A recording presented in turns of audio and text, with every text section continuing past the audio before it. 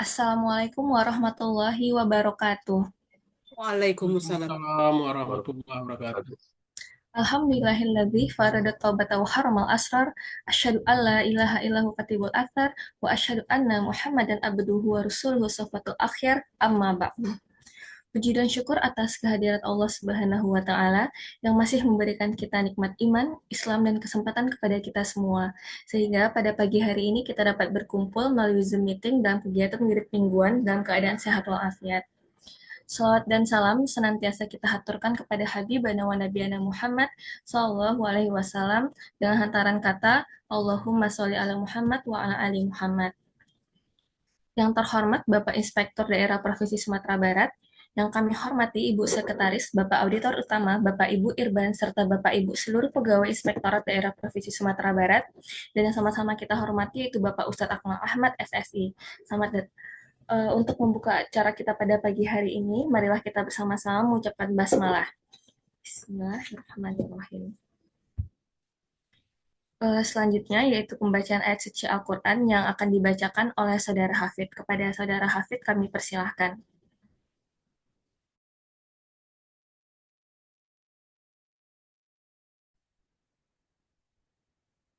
Assalamualaikum warahmatullahi wabarakatuh. Assalamualaikum warahmatullahi wabarakatuh. A'udzu billahi minasyaitonir rajim. Bismillahirrahmanirrahim.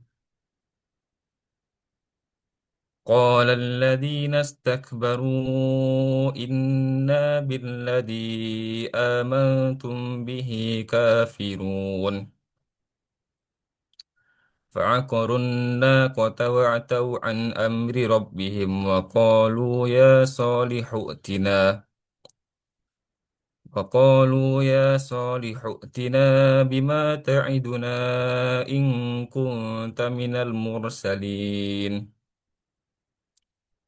فأخذتهم الرجفة فأصبحوا في دارهم جاثمين فتولى عنهم وقال يا قوم لقد أبلغتكم رسالة ربي ونصحت لكم ولكن لا تحبون الناصحين ولوطا إذ قال لقومه أتأتون الفاحشة ما سبقكم بها من أحد من العالمين إنكم لتأتون الرجال شهوة من دون النساء بل أنتم قوم مسرفون وما كان جواب قومه إلا أن قالوا أخرجوهم من قريتكم إنهم أناس يتطهرون فأنجيناه أهله إلا امرأته كانت من الغابرين وأمطرنا عليهم مطرا فانظر كيف كان عاقبة المجرمين صدق الله العظيم. Assalamualaikum warahmatullahi wabarakatuh. Waalaikumsalam warahmatullahi wabarakatuh. Terima kasih kepada Saudara Hafid. Semoga apa yang kita dengarkan menjadi pemberat amal kebaikan untuk kita semua. Amin. Amin ya rabbal alamin. Izin Bapak Ibu, sepertinya untuk Ustadz kita itu sudah memasuki room Zoom meeting kita pada pagi hari ini. Maka dari itu, mari kita dengarkan bersama tausiah agama yang akan disampaikan oleh Ustadz Akmal Ahmad SSI dengan tema Waspada LGBT Selamatkan Generasi. Kepada Ustadz kami persilahkan.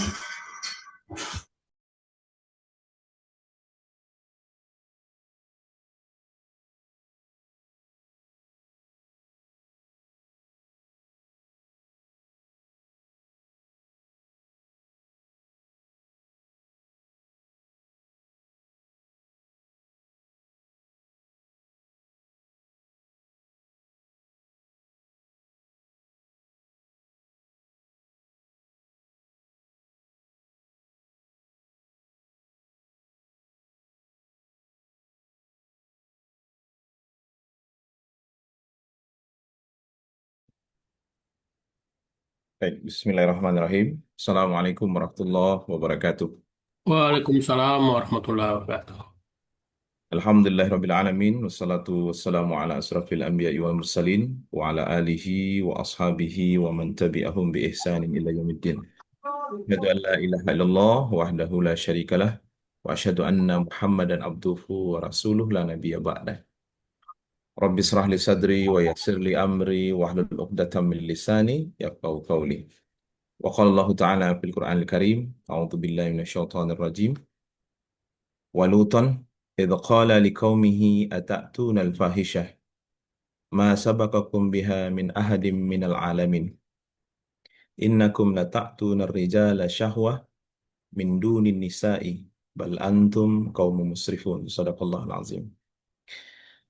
Bapak Ibu wirid pekanan, para pimpinan yang hadir pada hari ini, seluruh keluarga besar di ASN kita di lingkungan Sumatera Barat.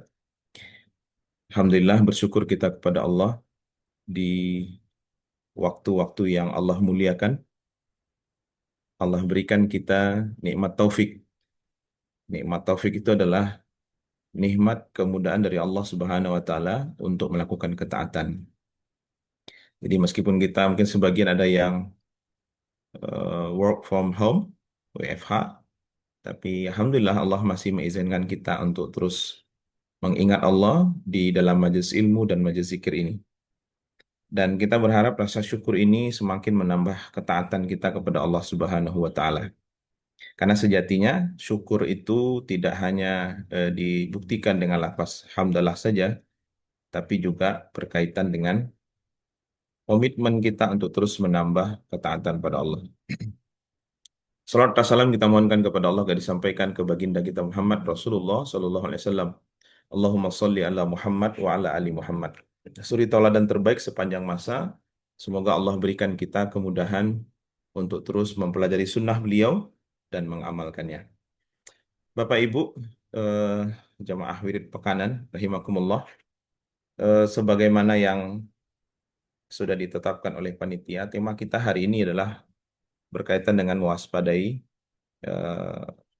penyakit hari ini yang sudah sangat meresahkan, bukan hanya bicara tentang kuantitas, tapi juga kualitas. Komisi Penanggulangan HIV/AIDS Nasional sebenarnya sudah memberikan warning sejak 2016.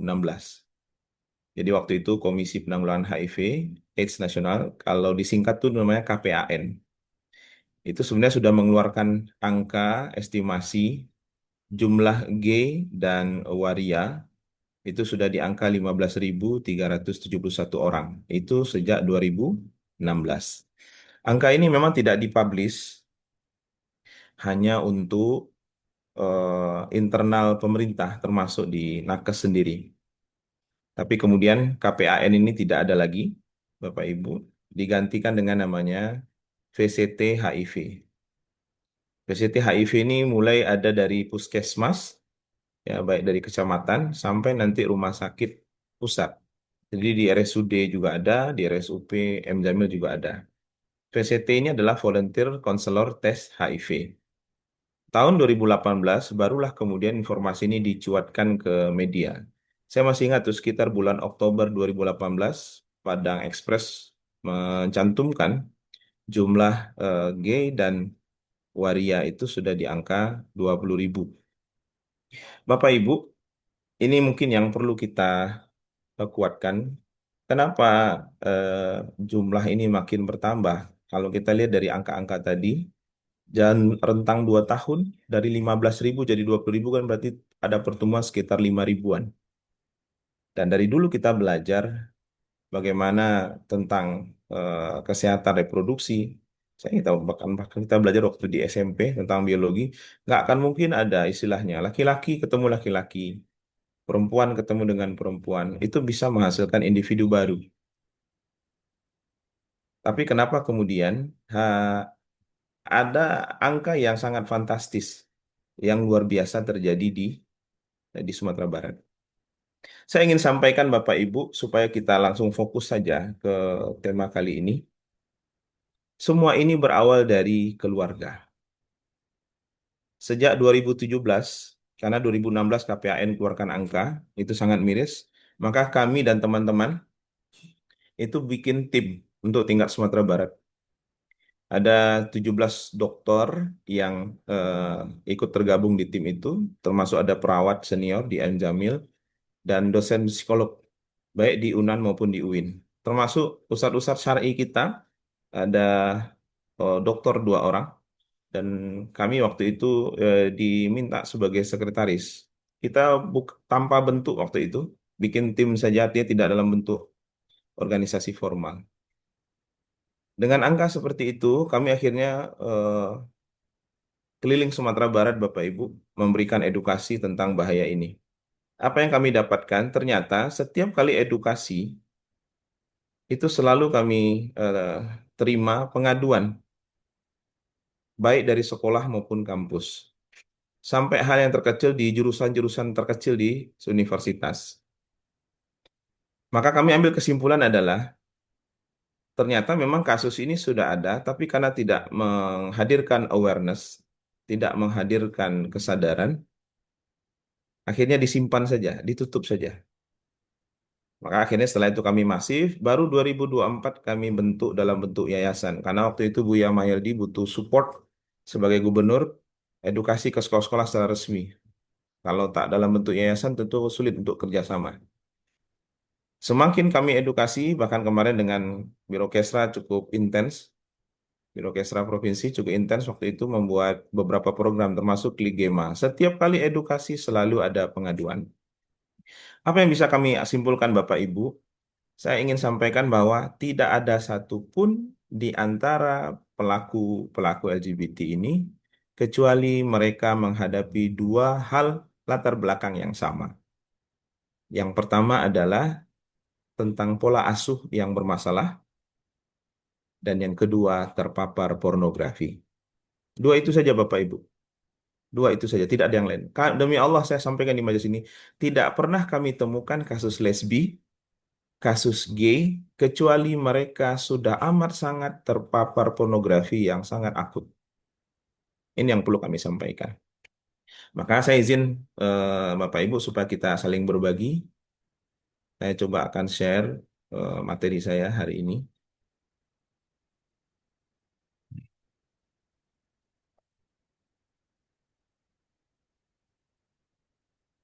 Sudah muncul Bapak Ibu di layar? Sudah, Ustaz. Sudah Ustaz. Bapak Ibu, saya ingin sampaikan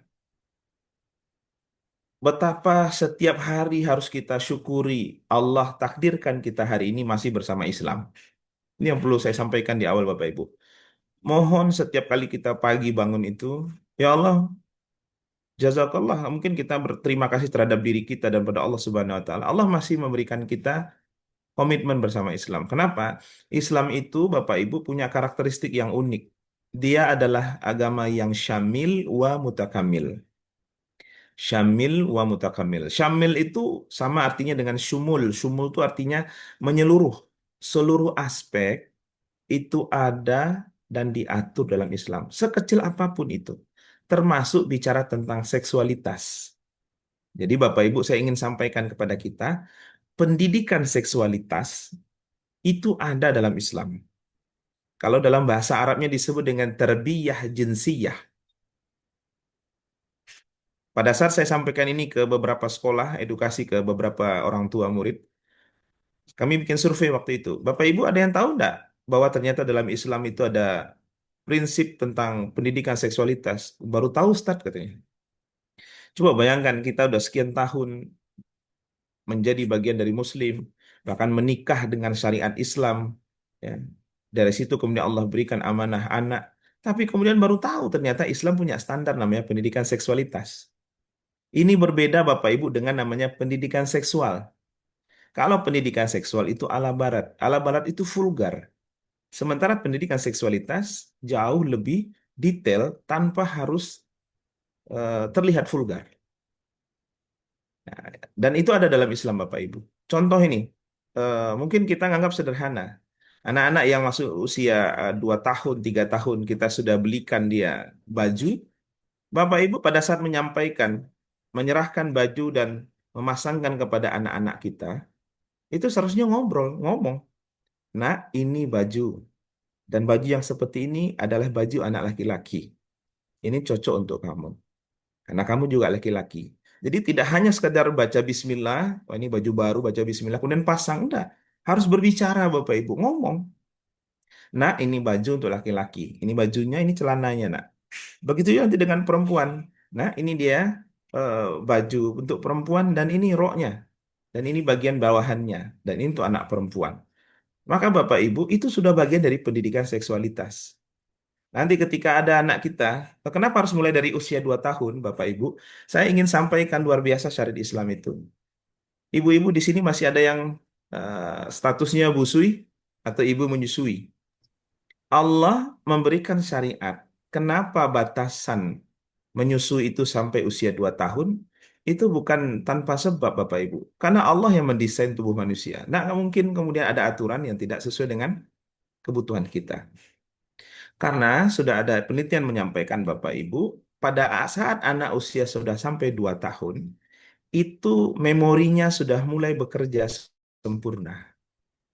Maka di usia 2 tahun, lepas dia menyusui, anak-anak ini sudah bisa diajarkan tentang pendidikan seksualitas atau disebut dengan tarbiyah jinsiyah. Wah, apa nggak terlalu kecil tuh, Ustaz? Enggak. Justru Bapak Ibu, di usia 2 tahun itu adalah usia menyapih. Bapak Ibu harus komitmen anak di usia 2 tahun, jangan lagi dia disusui. Kenapa? Dia sudah mengingat bagian tubuh ibunya. Ya, mohon maaf, payudara ibu, mohon maaf saya sampaikan, payudara ibu itu kan aurat. Hatta sekalipun dengan anak kita, maka batasnya cuma sampai 2 tahun. Saya mohon maaf sampaikan ke Bapak Ibu, masih ada orang tua yang belum tahu tentang prinsip pendidikan seksualitas dalam Islam.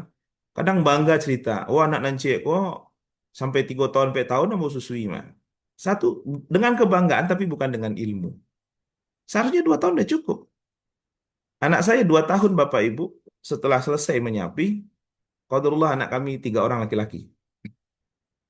Itu selepas 2 tahun, interaksinya dengan ibu banyak berkurang, jauh lebih banyak dengan saya. Maka prinsip dalam seksualitas, kita ajak mereka memang sudah belajar tentang pendidikan seksualitas.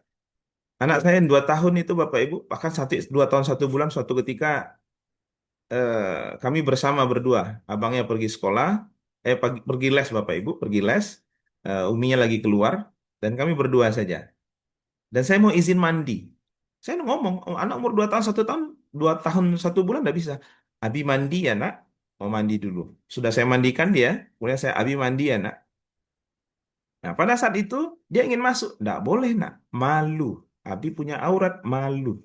2 tahun 1 bulan, sudah bisa diajak seperti itu.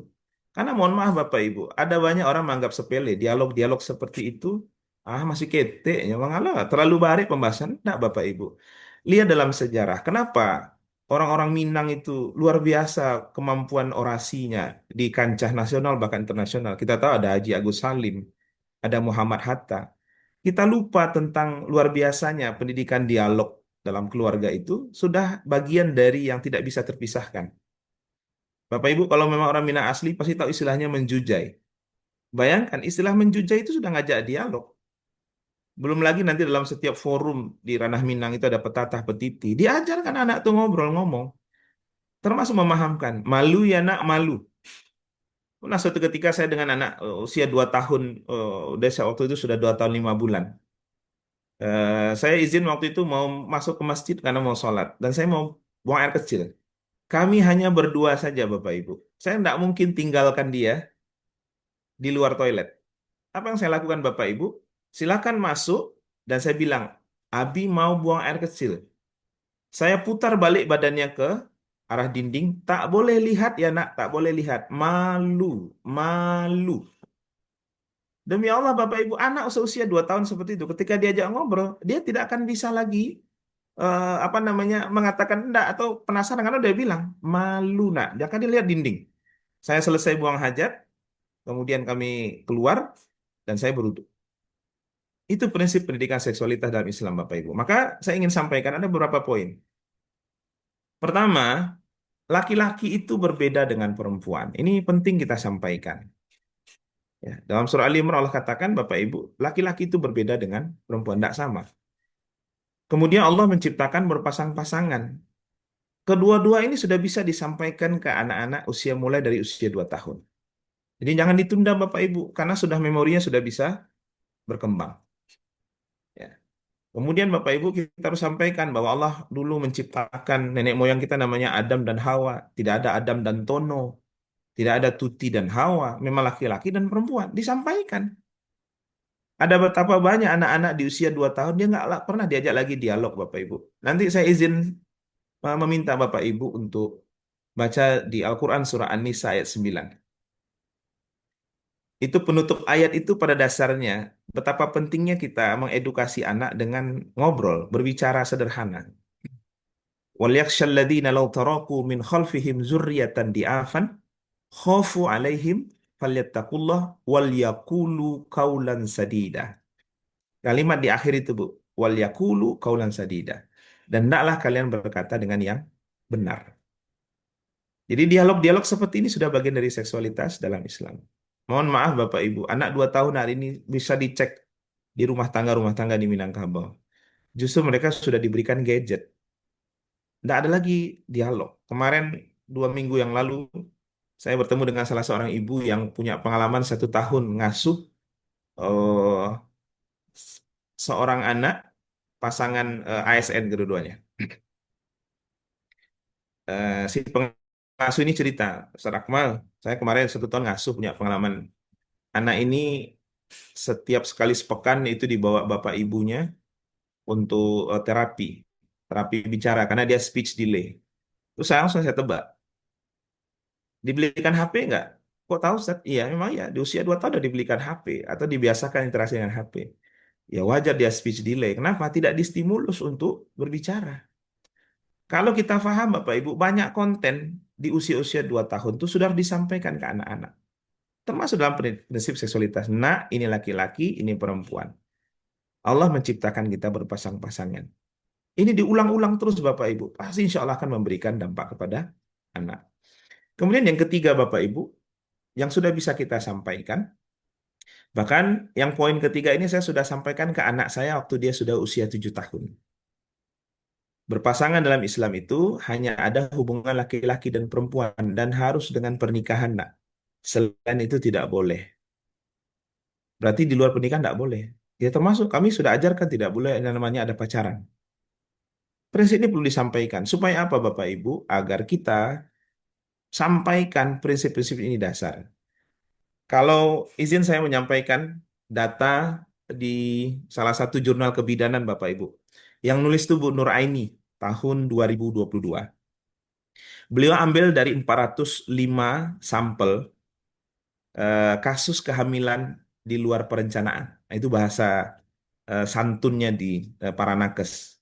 Ya. Diambil 405 tahun 2022 itu Bapak Ibu. 405 kehamilan yang tanpa direncanakan. Ya, kita bahasanya tentu itu di luar pernikahan ya, di luar hubungan yang sah. 405 dari sampel itu ternyata 95%-nya itu dilakukan oleh usia 15 sampai 25 tahun. 95%-nya Bapak Ibu. Diambil 405 dan kemudian itu dikuatkan dari data Kemenkes RI tahun 2022 itu sudah terjadi kasus aborsi di Indonesia itu 2,5 juta kasus 2022. Nah, saya ingin sampaikan apa? Jangan hanya fokus ke LGBT saja Bapak Ibu. Termasuk bicara tentang pacaran, zina. Jadi dari 405 itu 95%-nya itu dia lakukan oleh 15-25 tahun. Maka dengan angka seperti itu Bapak Ibu, 2,5 juta kasus aborsi di Indonesia, 1,5 juta kasus itu dilakukan oleh usia 15-25 tahun.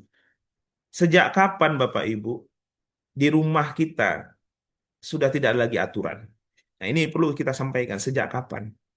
Karena mohon maaf saya sampaikan, kalau di rumah tidak diberikan aturan, sementara ketika kita masukkan anak-anak kita ke sekolah, sekolah itu ada aturan. Sebenarnya orang tua lah yang paling harus dievaluasi. Kenapa anak saya begini? Ya, di sekolah ada aturan. Di rumah ada aturan atau tidak? Kalau kemudian di rumah tidak ada aturan, bermasalah. Termasuk tentang interaksi. batasan-batasan yang ada. Maka, nah yang poin keempat ini Bapak Ibu bisa sampaikan setelah mereka balik. Baik laki-laki maupun perempuan. Kalau balik berarti sudah mimpi basah. Kalau perempuan berarti sudah ditanda dengan haid. Setelah itu masuk poin keempat ini, bahwa ada namanya kebutuhan seksual, dan itu hanya dibenarkan dilakukan antara seorang suami dan istri yang berada dalam akad pernikahan, diatur dalam syariat Islam. Selain dari itu tidak boleh. Bahkan mohon maaf Bu, Bapak Ibu, saya harus sampaikan, termasuk, saya izin ya Bapak Ibu menyampaikan to the point, termasuk bicara tentang onani, masturbasi, atau bahasa anak SMA hari ini coli. Kalau lebih keren lagi namanya PMO, Porn Masturbate Orgasm. Saya ingin sampaikan apa? Banyak hari ini kami temukan klien datang ke yayasan kami, itu melaporkan tentang pasangannya melakukan masturbasi. Padahal sudah menikah. Usut punya usut kami akhirnya tahu bahwa anak ini waktu di mohon maaf, pasangannya ini sejak di usia anak-anak sudah terpapar pornografi dan biasa melakukan masturbasi. Bahkan sudah menikah, sudah punya anak, dia pun lakukan seperti itu. Maka Bapak Ibu, saya ingin sampaikan, nanti dulu bicara jauh-jauh tentang angka luar biasa di Sumatera Barat. Ternyata orang tua juga tidak punya aturan dalam pendidikan seksualitasnya. Saya ingin sampaikan di forum ini Bapak Ibu, para istri, para suami, itu sudah boleh wanti-wanti ke pasangannya. Saya punya beberapa aturan di rumah Bapak Ibu. Mandi pagi itu, atas nama mandi lah, itu maksimal 10 menit selesai. 10 menit selesai. Itu kami bikin aturan di rumah. Masuk 8 menit, saya sudah mulai tokok pintu kamar mandi. Nah, sudah 8 menit. Nah. Karena terus terang saja Bapak Ibu, kami temukan seluruh klien anak-anak yang punya masalah dengan penyimpangan seksual, mereka dimulai dengan normalisasi berlama-lama di kamar mandi. Dimulai berlama-lama di kamar mandi. Jadi ibu-ibu yang sudah punya suami, enggak apa-apa, bercandain aja Bu. Ngapain lama-lama di kamar mandi Bang? Tokok pintunya. Enggak, Abang lagi gini ini. Enggak boleh lama-lama di kamar mandi. Masih ada adik di sini. Sampaikan begitu. Begitu juga istri yang lama-lama di kamar mandi nggak jelas, kemudian diam saja hening saya, tokok pintunya. Justru sunnahnya tahu enggak Bapak Ibu? Kalau sudah menikah itu boleh mandi bareng-bareng. Karena Rasulullah melakukan itu dengan Aisyah. Tapi kalau mandi lama-lama sendiri-sendiri nggak boleh. Saya ingin sampaikan ke Bapak Ibu, hatta sekalipun ibu-ibu dalam kondisi menstruasi, suami sedang butuh kebutuhan seksualitas, seksualnya perlu dipuaskan, maka tetap bisa dilakukan, meskipun bagian bawah diikat begitu kuat. Karena Rasulullah pernah mengalami seperti itu Bapak Ibu. Karena Aisyah, diriwayatkan oleh Aisyah, suatu ketika aku dalam kondisi haid, Rasulullah mendatangiku. Jadi Aisyah waktu itu menggunakan istilah mendatangiku. Maka Rasulullah memerintahku, ikatkan bagian pinggang ke bawah, dan Rasulullah tetap bisa melakukan dengan Aisyah. Ibu, Bapak, saya ingin sampaikan, itulah hebatnya ketika sudah di suami istri. Apapun bagian dari tubuh istri bisa dilakukan. Saya ingin sampaikan, tegaskan, melakukan onani, masturbasi secara sendiri haram hukumnya. Tapi menggunakan bagian dari tubuh pasangan itu halal. Contoh, suami dilakukan oleh tangan istrinya itu boleh, tapi tidak boleh melakukan sendiri. Begitu juga istri dilakukan oleh tangan suaminya boleh, tapi tidak boleh kemudian lakukan sendiri-sendiri. Kembali ke forum yang saya pernah sampaikan kepada orang tua, saya bikin survei juga. Ternyata baru tahu ada yang tahu. Selama ini ternyata berarti boleh ya Ustaz ya, istri sedang haid. Ya boleh. Maka banyak orang hari ini nikah ya karena udah ketemu jodoh, tapi bukan karena nikah karena sudah tahu ilmunya. Nah, saya ingin sampaikan gitu, Pak. Banyak hari ini pasangan-pasangan muda menikah karena kayaknya ini jodohku. Sampai seperti itu. Lupa bahwa tentang ada ilmu yang harus disiapkan. Akhirnya mohon maaf, kasus perselingkuhan, pornografi, udah punya anak, punya tanggungan, itu tidak bisa dikendalikan. Nah, satu renungan Bapak Ibu yang ingin kami sampaikan adalah, dalam sebuah hadis Rasulullah SAW mengatakan, kullu mauludin yuladu alal fitrah. Ya, setiap anak cucu Adam itu terlahir dalam kondisi fitrah, taat. Hadis ini menguatkan kepada kita Bapak Ibu, jangan sampai termakan propaganda bahwa terkait dengan LGBT atau penyimpangan-penyimpangan seksual yang lain itu adalah bawaan lahir. Enggak, itu sama sekali tidak benar Bapak Ibu, itu salah. Tidak ada anak yang terlahir dalam kondisi menyimpang.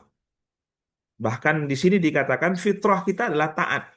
Semua kita dalam kondisi muslim yang taat ketika lahir. Tapi kemudian apa yang membuatnya berubah? Fa'abawahu. Fa'abawahu itu ada dua maknanya. Pertama adalah circle keluarganya, dan itu adalah kedua orang tuanya Bapak Ibu, yang akan memperkenalkan mereka kepada hal-hal yang belum diketahuinya, termasuk pola asuh. Fa'abawahu. Ya. Kemudian yang kedua makna fa'abawahu itu adalah lingkungan tempat dia berada, di mana setiap hari dia berinteraksi. Sekolah, lingkungan, masyarakat, tempat kerja, dan sebagainya.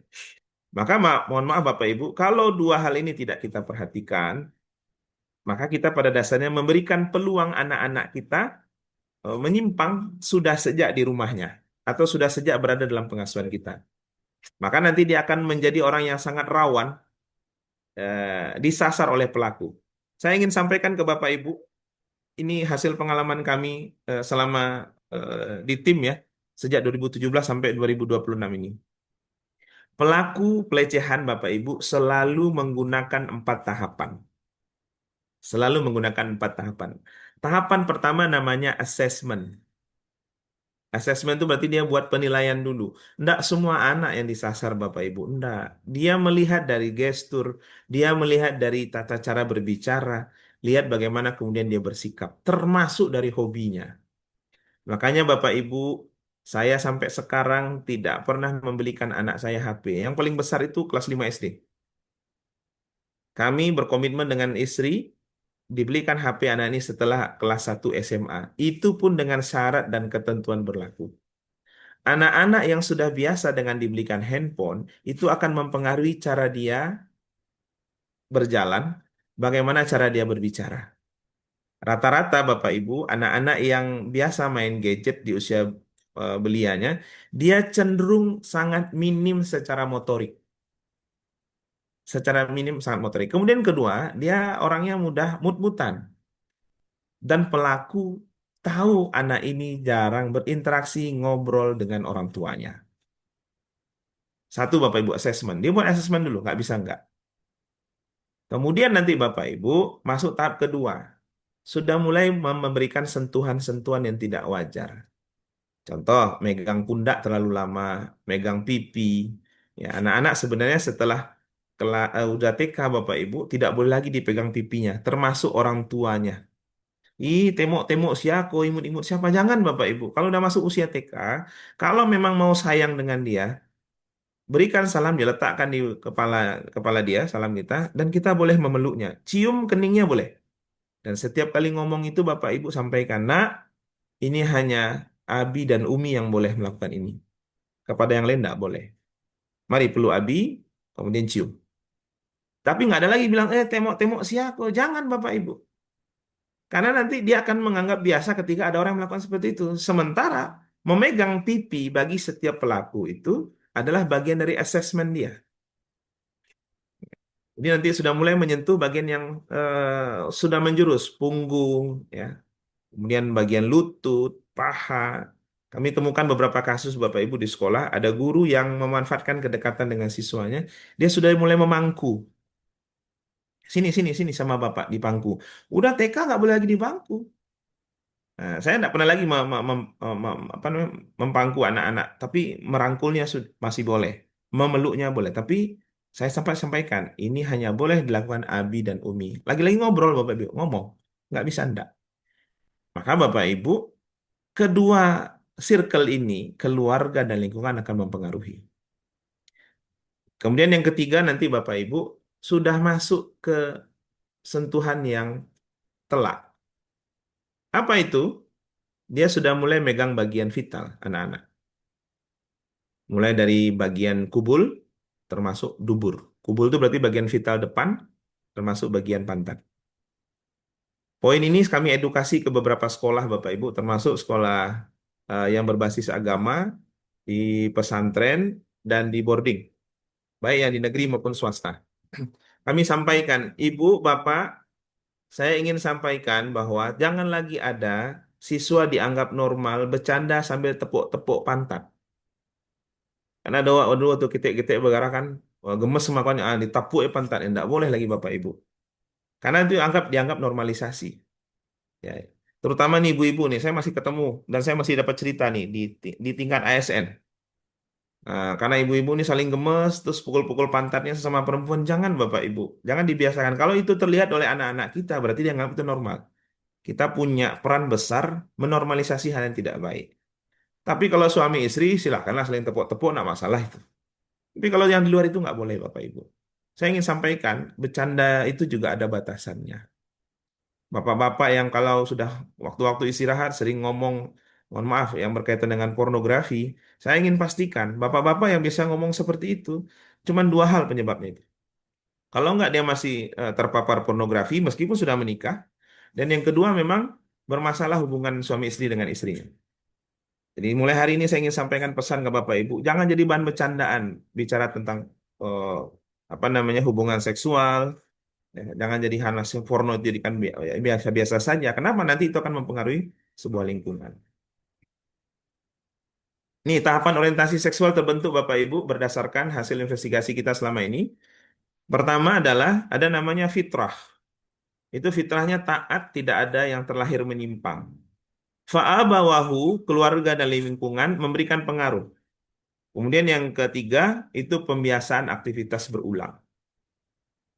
Saya ingin sampaikan satu kasus Bapak Ibu yang kami tangani tahun 2023. Siswa kelas 2 SMA. Itu terciduk di kelas oleh gurunya, sedang saling pangku-pangkuan laki-laki sama laki-laki kelas 2. Mohon maaf, sudah saling cium leher dan cium pipi waktu itu. Saya ingin sampaikan. Eh, Dia diciduk, akhirnya dipanggil investigasi. Saya waktu itu diundang untuk mewawancarai anak-anak ini. Kemudian saya ditanya, mana mana dulu Pak yang kita panggil? Siapa yang dipangku? Si Fulan, Pak. Nah, itu dulu yang kita panggil. Apa alasannya, Pak? Yang dipangku itu biasanya posisinya posisi bot.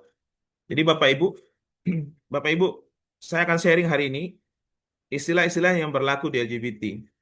Bot atau diambil dari bahasa Inggris sebenarnya itu Bapak Ibu, bottom atau bottom kan gitu kalau dalam bahasa Inggris bottom, artinya posisi bawah. Ini yang paling sering diplesetkan istilah boti itu. Jadi mohon saya sampaikan ke Bapak Ibu, istilah boti ini adalah istilah yang biasa dipakai di LGBT.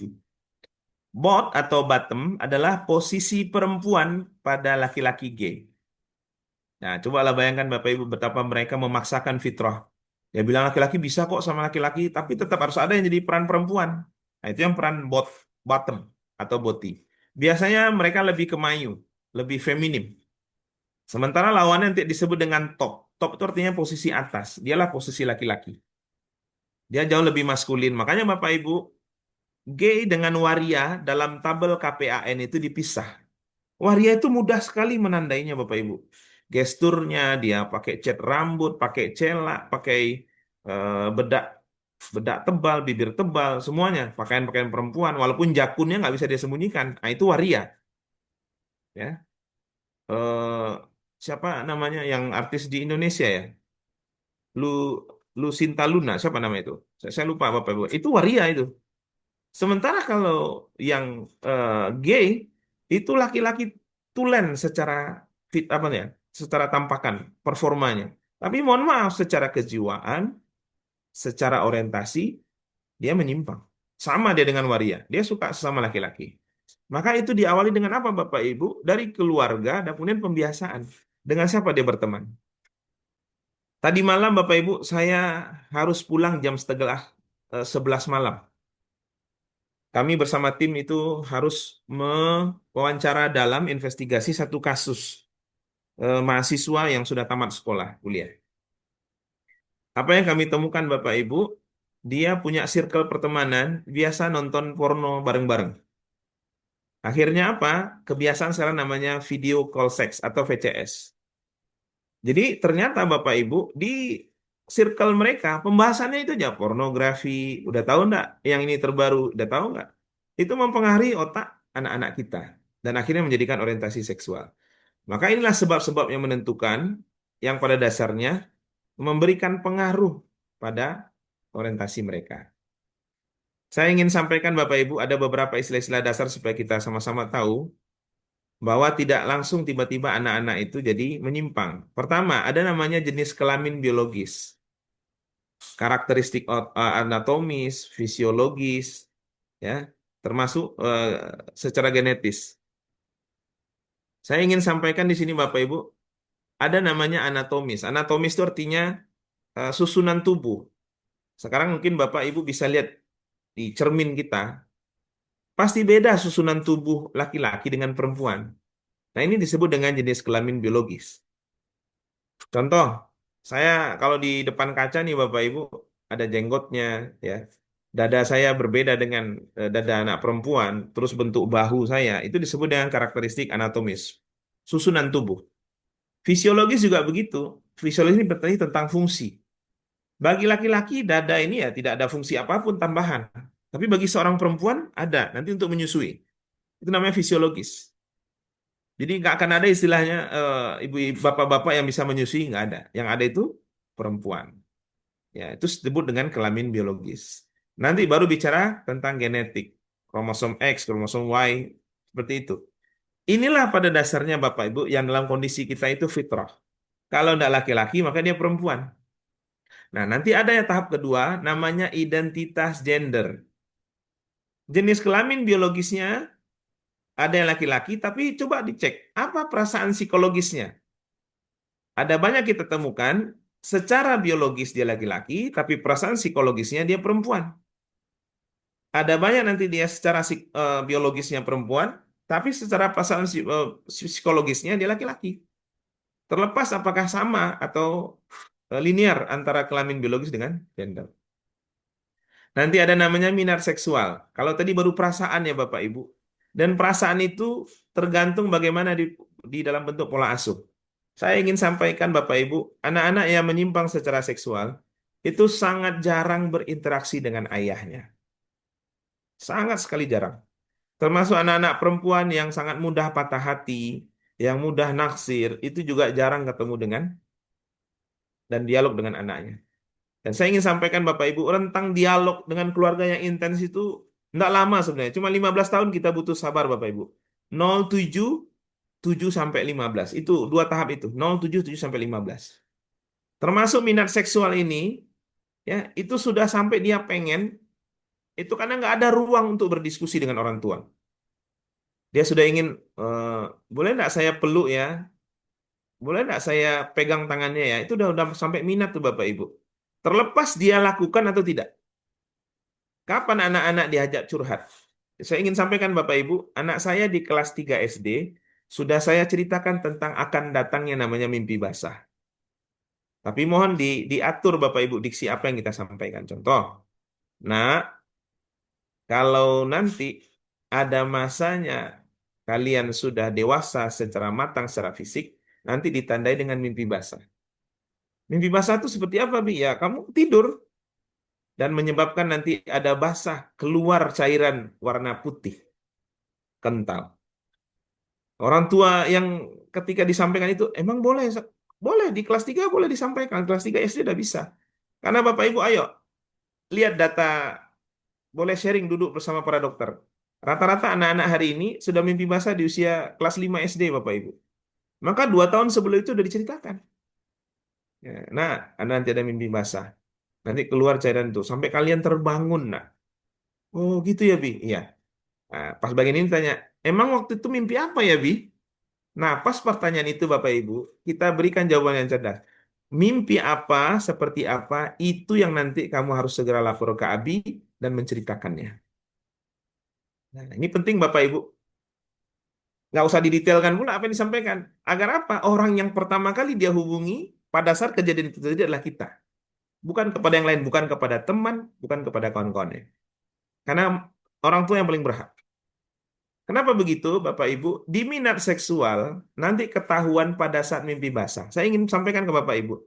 Sebagian besar, kami wawancara mendalam oleh pelaku LGBT, anak laki-lakinya Pada saat saya tanya, kapan mimpi basah pertama?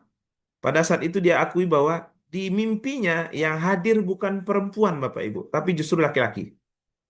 Coba bayangkan betapa pentingnya mendeteksi anak-anak sudah punya kecenderungan menyimpang itu dari sejak rumah. Makanya saya sampaikan, nah kalau nanti kejadian mimpi, seperti apa detailnya, pada saat itulah kita diskusi lagi. Pada saat itu kita ngomong lagi. Di minat seksual Bapak Ibu, itu ketahuan pada saat, untuk laki-laki ya, mimpi basahnya. Di perempuan, nanti cerita dia. Apakah dia punya teman dekat? Kalau dia bilang, aku kalau sama si Tuti ini nggak bisa lepas, Mi, nggak bisa. Nah, Allah siapkan kita individu yang mandiri. Boleh berteman dekat dengan teman, tapi jangan terlalu tergantung. Nah, makanya Bapak Ibu, pembiasaan kemandirian dari rumah tangga itu penting. Dua jenis anak-anak yang rawan dilecehkan Bapak Ibu. Pertama, anak laki-laki yang kemayu. Dan yang kedua, anak perempuan yang punya sifat menye-menye. Bapak Ibu tahu nggak istilah menye-menye? Nah, ini istilah anak-anak sekarang nih, kemanja-manjaan. Tolonglah cie, wah, bu nggak bisa doa. Itu paling sering disasar oleh kaum lesbi. Makanya Bapak Ibu, sejak di rumah, dialog-dialog seperti ini sudah bisa kita lakukan. Supaya apa? Mengetahui bagaimana minat seksual anak-anak. Kemudian yang keempat, ini lebih dahsyat lagi Bapak Ibu, lebih to the point. Tadi identitas perasaan. Minat seksual, keinginan, belum dilakukan, belum tentu dilakukan. Tapi kalau sudah perilaku, berarti dia sudah lakukan. Otomatis, kalau itu menyimpang, sistem kontrol pada otaknya tidak berjalan dengan baik. Anak-anak kalau sudah sampai memegang, menyentuh, berarti dia sudah gagal dalam mengontrol dirinya. Nah, saya ingin sampaikan di sini Bapak Ibu, sebagian besar penyebab mereka sulit untuk mengontrol perilakunya karena otak bagian depan namanya prefrontal cortex mereka sudah rusak. Akibat apa? Akibat pornografi. Karena saya mau tanya Bapak-bapak di sini. Per 3 hari Bapak Ibu secara medis, Bapak-bapak ini kantong spermanya penuh. Kita ketemu perempuan bukan hanya di rumah Bapak Ibu. Bapak-bapak ini ketemu juga di kantor, kemudian di jalan. Pada saat melihat seorang perempuan yang cantik, itu secara naluri kita, wih, rancak ya. Tapi kan nggak mungkin kita langsung tiba-tiba pegang, tiba-tiba kita ngasih gombal. Enggak, ada rasa malu. Sistem kontrol itu karena apa? Otak kita masih baik. Tapi pelaku pemerkosa, pelaku pelecehan, itu otak bagian depannya sudah rusak, Bapak Ibu. Kenapa? Pornografi. Baru hari ini kita sadari bahwa ada namanya sistem otak kontrol itu di bagian depan. Padahal dalam Al-Quran, Bapak Ibu, nanti kita sama-sama bisa lihat dalam surat An-Nur ayat 30-31. Perintah Allah sama kepada laki-laki dan perempuan. Dalam surat 30 Allah katakan, Kullil mu'minin, katakanlah kepada laki-laki beriman, mukmin. Kullil mu'minat, katakanlah kepada perempuan beriman. Perintahnya sama-sama Bapak Ibu, dua. Yaghuddu min absarihinna yuhafizu furujihinna. Yaghuddu min absarihinna yuhafizu furujihinna. Dua itu. Agar mereka menundukkan pandangan, artinya ngontrol pandangan dulu, maka dia bisa menjaga farji atau kemaluannya. Bapak-bapak yang sudah nggak bisa nahan memegang yang bukan muhrimnya, bercanda di kantor, nggak ada rasa malu. Oh, tolonglah rumahmu jauh, walaupun dalam kondisi bercanda, tapi kemudian dia minta tolong hal yang seperti itu, nggak ada tanpa malu misalnya di kantor. Contoh, oh tolonglah punggung bu agak anu stek bu, agak panek-panek, tolong uri cek bu. Padahal itu istri orang. Kalau orang yang punya rasa yang bagus Bapak Ibu, dia akan atur perilaku seksualnya. Emang kan megang aja, Ustaz. Ibu, saya ingin sampaikan ke ibu-ibu. Bapak-bapak, bagi dia sentuhan seperti itu tidak sesederhana yang Bapak Ibu-ibu bayangkan. Kami dipegang seperti itu saja, itu bisa memberikan reaksi. Ya. Mazi saja bisa keluar. Bapak Ibu tahu istilah mazi? Itu ada 3 yang bisa keluar tuh. Mazi, wadi, mani. Dalam fikih kita harus tahu itu. Mazi itu keluar cairan bening kental. Karena dia terstimulus secara seksual. "Wih, Bapak tuh kok otaknya mesum." Memang begitu kami laki-laki, memang akan sama dengan perempuan. Ibu-ibu pegang seperti itu, nggak bisa. Jadi jangan biasakan Bapak Ibu mentang-mentang teman satu kantor, udah 5 tahun kami udah dekat. Bapak Ibu saling urut-urut nggak boleh. Perilaku seksual nggak bisa lagi mengontrol. Kalau nggak bisa mengontrol perilaku, nggak bisa mengontrol mata, sulit untuk mengontrol kemaluan. Ya, begitu juga perempuan. Oh, kalau perempuan lebih dahsyat lagi, Bapak Ibu. Perempuan, ketika dia sudah membiarkan bagian tubuhnya dipegang, baik tangannya, itu tidak seperti perasaan seorang laki-laki. Laki-laki paling sentuh, mohon maaf ya, mungkin hanya berkaitan dengan stimulus seksual. Tapi kalau perempuan, kalau sudah membolehkan memegang atau dipegang, secara jiwanya pun dia sudah serahkan. Makanya mohon maaf saya Bapak Ibu, sudah ada teori yang mengatakan, kalau terjadi perselingkuhan, zina, laki-laki mungkin bisa dia bilang dia khilaf. Tapi kalau perempuan Bapak Ibu, dia sudah bawa dengan jiwanya sekaligus itu. Hati-hati kita Bapak Ibu, Al-Quran sudah memberikan warning, dimulai dari apa? Menjaga pandangan, baik laki-laki maupun perempuan. Dan terakhir baru namanya orientasi seksual. Inilah pola ketertarikan emosional, sisi romantis, dan seksual yang bertahan lama. Jadi tidak tiba-tiba ujuk-ujuk anak-anak itu menyimpang Bapak Ibu. Ada prosesnya secara perasaannya. Ketika orang tuanya menganggap dia sebagai perempuan padahal dia laki-laki, maka perasaannya akhirnya dia afirmasinya. Minat seksual, dia tahu sudah mulai tanya-tanya tentang, Bi, ini kenapa ya? Mohon maaf ya Bu, saya sampaikan, Bi, ini kenapa ini kok bagian kelamin kok bagian ini vital, bagian penis kok bisa berdiri tegak pagi-pagi. Dia cerita. Bahwa kita cerita tentang bahwa namanya ada, oh ini laki-laki namanya ereksi. Ini namanya proses normal bagi seorang laki-laki. Nah, sejak itu saya bilang, nah inilah kenapa Abi memberikan ke kalian tidak boleh berlama-lama lagi di kamar mandi. Nah, kalau ketika dia lagi ereksi, jangan boleh dipegang. Hanya dipegang ketika buang air kecil, buang air besar, dan membersihkan. Di lain itu tidak boleh. Masuk Bapak Ibu. Supaya apa? Mereka bisa didampingi. Masih ada waktu kita, tinggal berapa menit lagi? Mohon izin Bapak Ibu.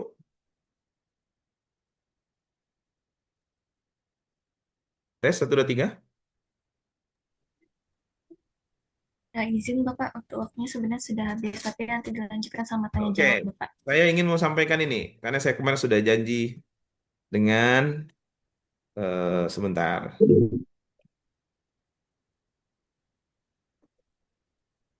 Saya mau sampaikan ini. Poin, nih.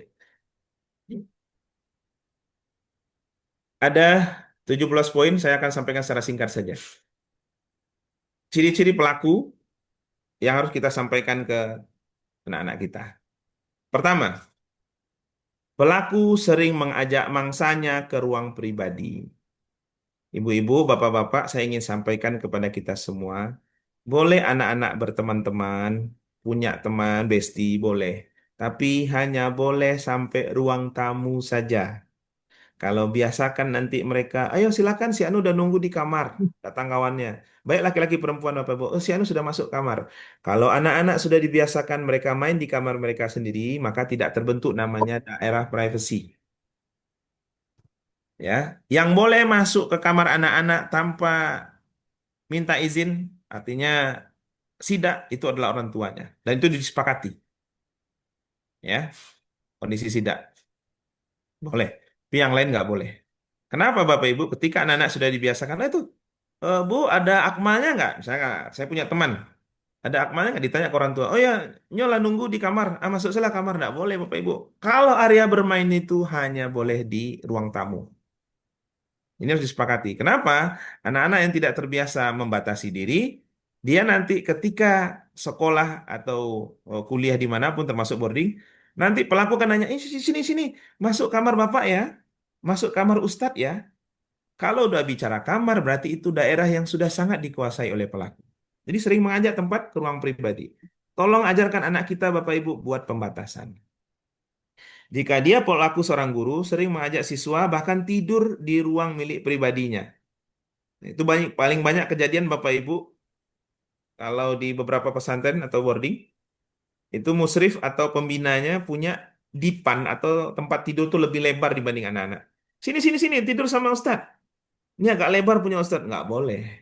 Masuk kamar ustadznya aja yang kalau nggak penting nggak boleh, apalagi tidur di dipan atau tempat tidur ustadznya. Ini yang saya sampaikan. Kalau nanti dia bilang ini ada agenda kita di kamar kita mau belajar. Di kelas saja Pak, latih anak kita mengatakan, Pak di kelas saja Pak. Kalau perlu kita bawa anak-anak yang lain Pak. Oh jangan, ini untuk khusus untuk kamu saja. Ah, biasanya mainnya seperti itu Bapak Ibu, ini untuk khusus. Oh jangan Pak, kalau mau belajar kita bareng-bareng aja Pak, nggak usah sendiri. Maka belajar melatih anak mengatakan tidak. Kemudian yang kedua Bapak Ibu, kata-kata seperti sangat membutuhkan kita. Nah, sampaikan ke anak-anak kita Bapak Ibu, selalu pelaku ini punya modus seperti ini. Apa contohnya? Nih, Bapak, Abang, atau saya cocok diskusi dengan kamu. Besok kita diskusi lagi ya. Padahal yang didiskusikannya bukan hal yang penting Bapak Ibu. Itu yang disebut dengan proses assessment. Dia mau ajak dialog, mencari tahu anak ini cukup nggak kasih sayang orang tuanya. Anak ini sudah teredukasi atau tidak pendidikan seksualitasnya. Kalau tidak, dari pembicaraan seperti ini kemudian mereka bisa membuat apa namanya assessment. Nanti tujuan akhirnya apa Bapak Ibu? Si pelaku akan mencoba curhat. Tujuan curhat apa? Supaya anak-anak kita juga ikut curhat. Kalau sudah saling curhat, berarti semakin mudah membuat assessment. Saya selalu latih anak-anak saya, Bapak Ibu, jangan sampai di antara mereka itu sering menceritakan tentang keluarga, tentang kehidupan sehari-hari. Maka tentu ada konsekuensi Bapak Ibu. Kalau Bapak Ibu ingin punya anak yang tidak mudah cerita ke orang lain, tolong kebutuhannya bercerita, berkomunikasi, tuntaskan di rumah masing-masing. Apalagi mohon maaf Bu, ada anak-anak yang sering sekali curhat, colongan, curcol namanya di media sosial. Itu dipastikan anak-anak itu tidak punya ruang-ruang diskusi hangat di rumahnya. Yang ketiga, permintaan yang aneh. Nih, pelaku biasanya sudah minta tolong pada hal yang tidak sepatutnya. Contoh, tolong jemurkan pakaian atau bahkan maaf sempaknya kepada calon korbannya. Kita kan udah temenan, tolonglah jemurkan. Itu adalah bagian dari asesmen Bapak Ibu. Apakah anak ini sudah biasa, sudah sangat dekat dengan saya atau tidak? Nah, termasuk minta pijat di bagian dada dan perut. Bapak Ibu, saya ingin sampaikan di sekolah-sekolah sudah kami sampaikan. Tidak ada namanya sesama teman, sesama siswa, sesama guru bahkan yang minta dipijat bagian dada dan perut. Biasanya orang minta pijat itu di bagian pundak dan punggung atau di kepala. Kalau sudah mulai mengarah-arah ke situ, fix ini jelas pelaku pelecehan seksual. Maka ajar anak kita mengatakan, maaf Pak, saya tidak bisa. Jadi ajar anak kita mengatakan tidak bisa. Diksi maaf dan tidak adalah perpaduan antara sopan dan ketegasan. Kalau sudah lihat anak kita melakukan kalimat yang tegas, biasanya pelaku tidak akan mengulangi atau mencoba mendekati lagi. Oh, berarti anak ini sudah teredukasi. Berarti anak ini sudah tahu tentang ini semua. 4, suka menahan siswa tertentu untuk menemaninya. Nah, Bapak Ibu, tolong sampaikan ke anak-anak kita, boleh dekat dengan seorang guru, boleh dekat dengan seorang teman, tapi jangan berlebihan, ada batasan. Kalau sama itu aja terus bermain, sama itu terus yang ditahan siswanya, besar kemungkinan itu adalah proses dia untuk membangun koneksi secara psikologis.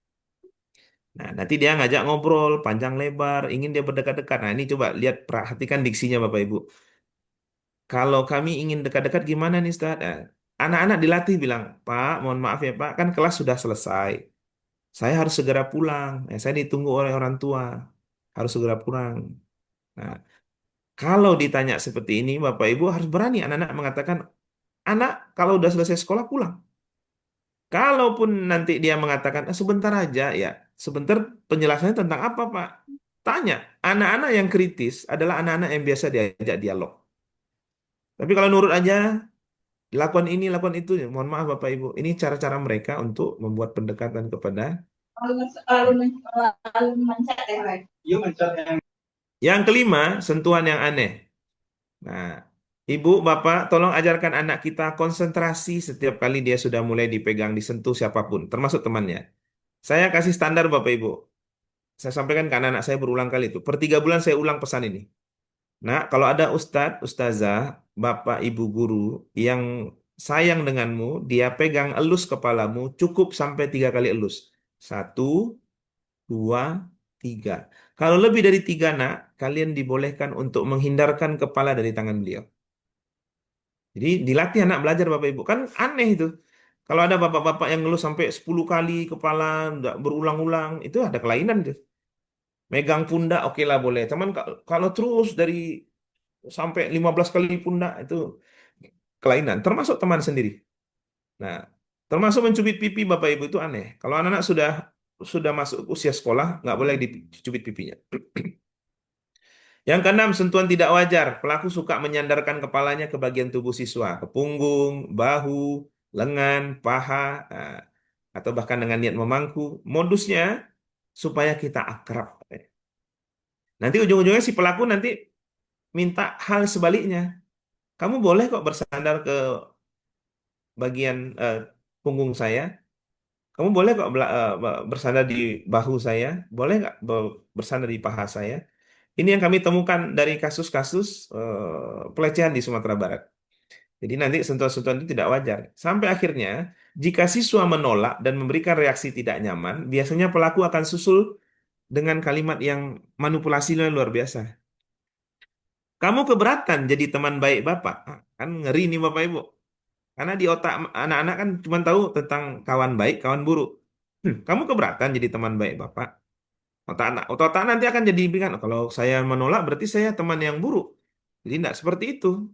Ajarkan anak kita menyampaikan bahwa saya ada batasan Pak antara siswa dengan murid. Berarti kamu tega ya membiarkan Bapak seperti ini? Ya nggak salah. Belajar tentang tega dan mengatakan tidak suka itu nggak salah. Karena bukan berarti antara suka berteman dengan baik harus banyak melakukan hal sentuhan-sentuhan yang tidak wajar. Ini perlu disampaikan ke anak-anak kita Bapak Ibu supaya apa? Mereka punya batasan. Meskipun dengan teman sebaya. Kemudian jika kita lalai di poin 5 dan 6, Bapak Ibu masih ingat poin 5 tadi, sentuhan aneh dan sentuhan tidak wajar, maka otomatis dia akan menyasar bagian 4 ini. Mulut, dada, kemaluan, dan mohon maaf, bokong atau pantat. Makanya itu Bapak Ibu saya selalu sampaikan ke pihak sekolah, tidak boleh ada lagi yang bercanda megang-megang bagian mulut, dada, kemaluan, dan bokong. 7, jaga mata kita. Pelaku paling suka membuka auratnya dan bicara tentang aurat atau pornografi. Tujuannya apa? Supaya anak kita sulit mengontrol bagian seksnya. Kalau sudah sulit mengontrol, maka pada saat itu dia akan menstimulus. Ini memang dia sengaja Bapak Ibu bicara tentang pornografi, ngomong tentang pornografi. Tujuannya apa? Memancing anak-anak kita supaya dia sulit untuk menahan birahinya. Nah, maka Bapak Ibu, kalau sudah bicara tentang pornografi, saya sampaikan ke anak-anak saya, nak, silakan larilah sejauh-jauhnya, jangan sampai kalian terpapar pornografi. Kalau sudah lihat nanti anak-anak yang lain menyudut di sudut-sudut sekolah, megang gadget, jangan pernah penasaran, langsung balik kanan, nak. Itu sudah jelas tuh hal-hal yang tidak akan mungkin kalian pantas melihatnya. Kemudian jaga aurat kita. Para pelaku paling sering melihat aurat dari calon korbannya Bapak Ibu. Maka kita jaga aurat kita. Saya punya anak tiga-tiga laki-laki Bapak Ibu. Ketiga-tiganya, 2 orang ini hobi bola. Ya, anak yang paling kecil masih usia 2 tahun.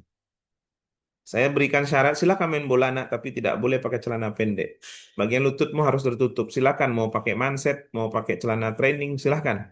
Karena nanti ketika kalian main selalu tertutup seperti itu dan komitmen itu bisa mencegah para pelaku predator untuk berselera atau mencoba mendekati kita. Kemudian yang ke-9 Bapak Ibu, jangan tidur sembarangan. Nah, hindari tidur di tempat yang tidak biasa, meskipun masih dalam area sekolah. Tetap saja tidak boleh dibiasakan. Kenapa? Karena tidur di tempat yang tidak biasa itu besar pengaruhnya pada ketidaksadaran. Orang yang tidak sadar biasanya paling mudah untuk dilecehkan. Saya ingin sampaikan data Bapak Ibu, 95% kasus pelecehan yang kami tangani di Sumatera Barat itu melecehkan korbannya pada saat sedang tidur. 10, rapikan dan kuatkan pakaian, jangan biasakan pakai celana karet yang bagian laki-laki Bapak Ibu. Boleh pakai celana karet tapi lengkapi yang model pakai talinya. Ya.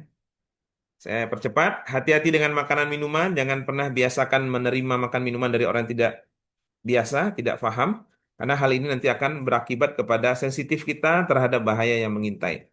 Kalau istilah Ambo, Bapak Ibu, di sekolah-sekolah kami sampaikan, jangan FTF. Apa itu FTF? Itu bahasa Minang tuh Bapak Ibu, FTF tuh. Fast to free, kancang kaperai. Nah, mentang-mentang mau dikasih minum, diperai rupanya nanti dimasukkan sesuatu yang membuat anak-anak kita tidak sadar. Itu akan sangat mudah dilecehkan. Kemudian, nah ini yang penting Bapak Ibu, jangan ragu jadi Bruce Lee. Apa maksudnya? Kalau sudah anak-anak kita, dia rasakan bahwa itu adalah pelecehan, maka jangan pernah ragu untuk melakukan reaksi fisik. Menepis, ya, mendorong, memukul, bahkan menendang. Kalau sudah bagian dari vital yang dipegang Bapak Ibu, saya membolehkan lampu hijau kepada anak saya untuk menendang. Tidak bisa tidak.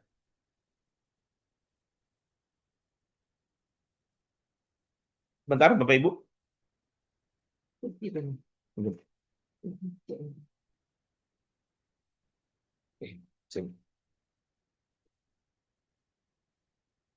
Oke, saya izin lanjutkan, Bapak Ibu. Kalau sudah dia mulai megang dada, tengkuk, perut, saya boleh izinkan anak laki-laki saya nendang, Bapak Ibu. Kalau sudah melakukan nendang atau pukul, biasanya pelaku langsung mati kutu.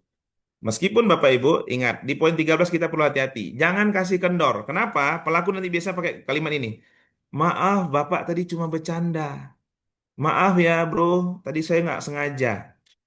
Hati-hati Bapak Ibu, itu bagian dari SOP mereka untuk ngeles atau berdalih. Ajarkan anak kita mengatakan seperti ini. Bagi saya itu prinsip tidak pantas jadi bahan bercandaan. Saya diberikan izin oleh keluarga untuk menghajar orang-orang yang kelakuannya seperti tadi. Kalimat seperti ini disampaikan supaya apa Bapak Ibu? Anak-anak kita punya keberanian. Oh, kalau badannya terlalu besar, minimal dorong atau lempar dia. Setelah itu lari. Harus ada reaksi fisik. Kenapa? Mohon maaf Bapak Ibu, masih ingat tadi 4 tahapan? Assessment, sentuhan tidak wajar, sentuhan pada vital. Yang keempat ini, kalau sudah sampai tahap 4 ini Bapak Ibu, cenderung korban akan jadi pelaku baru. Apa yang keempat ini? Korban yang menikmati pelecehannya. Jadi kalau misalnya Bapak Ibu punya anak, latih dia supaya memberikan reaksi yang jelas. Kalau dia diam, berarti dia bisa menikmati. Kalau menikmati, nauzubillah Bapak Ibu, dia cenderung punya kecenderungan menjadi pelaku baru. Maka di poin ini saya ingin sampaikan ke Bapak Ibu, tidak semua korban pelecehan akan jadi pelaku baru. Saya ulang lagi, tidak semua korban pelecehan akan menjadi pelaku baru. Yang jadi pelaku baru adalah korban yang menikmati. Jadi kalau sempat menerima laporan kita dari anak kita, tadi aku dipegang-pegang sama om-om tuh dipegang ini, terus apa kamu lakukan? Ditendang lah, dipukul lah. Ah, bagus, itu luar biasa. Dia tidak akan jadi pelaku. Tapi kalau dia menikmati, apalagi mau sampai ereksi kalau laki-laki sampai dia klimaks, berarti itu fix dia akan menjadi pelaku baru. 14, sesuatu yang tidak biasa hilang. Bapak Ibu, latih anak kita untuk aware dengan bahan apa namanya dengan eh, kepemilikannya. Banyak kasus terjadi Bapak Ibu ada yang celana dalam hilang, ya ternyata temannya satu kos-kosan sesama laki-laki mencuri. Ini disebut dengan kelainan fetis namanya Bapak Ibu. Nah, itu biasa karena memang sudah pornografi akut. Ya, kita harus sadari kalau sudah bagian-bagian pribadi, singlet, kolor hilang, kalau perempuan BH atau celana dalam, itu pastikan kalau sudah berulang kali terjadi, silakan pindah dari kos-kosan atau pindah dari sekolah tersebut. Jangan dibiarkan Bapak Ibu. Kalau pihak sekolah tidak kooperatif untuk menangani kasus seperti itu. Ya. Yang ke-15, jangan sembarang curhat, termasuk di sosial media, termasuk tentang kondisi mimpi basah tadi. Dan yang ke-16, hati-hati dengan gadgetmu. Ibu, bapak yang sudah terlanjur membelikan handphone kepada anak-anak, tolong buat aturan. Kalau masih tinggal di rumah, jam 9 malam, 9.30 malam, itu batas menggunakan gadget. Semua handphone dimatikan dan diletakkan di kamar orang tua yang sudah terlanjur. Baik dia sudah SMA. Ya. Kalau sudah kuliah ya terserahlah. Sebenarnya meski demikian pastikan semua apa namanya password akun itu berada dalam kontrol Bapak Ibu. Kalau tidak seperti itu Bapak Ibu, kita akan kehilangan anak sebelum waktunya. Ya, hati-hati dengan gadget, nggak ada cerita. Kami tidak, di HP saya Bapak Ibu, tidak ada satupun game online yang saya download. Tidak ada download, tidak ada Mobile Legend, tidak ada Free Fire, no. Karena 95% itu game online pasti menghadirkan pornografi. Ya. Jangan sembarang klik ketika ada link-link yang diberikan dari nomor yang tidak diinginkan. Ini ada beberapa Bapak Ibu kondisi gadget yang ada nih. Saya ingin Bapak Ibu lihat bagian kanan atas. Tak ada satupun yang kita tidak tahu permainan game yang sederhana ini. Ini yang disebut dengan permainan Tetris. Kalau di masa kita, di masa generasi saya tahun-tahun 86, yang saya kelahiran tahun 86 ya Bapak Ibu. Berarti saya termasuk gen milenial. Ini namanya main game board dulu. Ya, modalnya 2 baterai jam.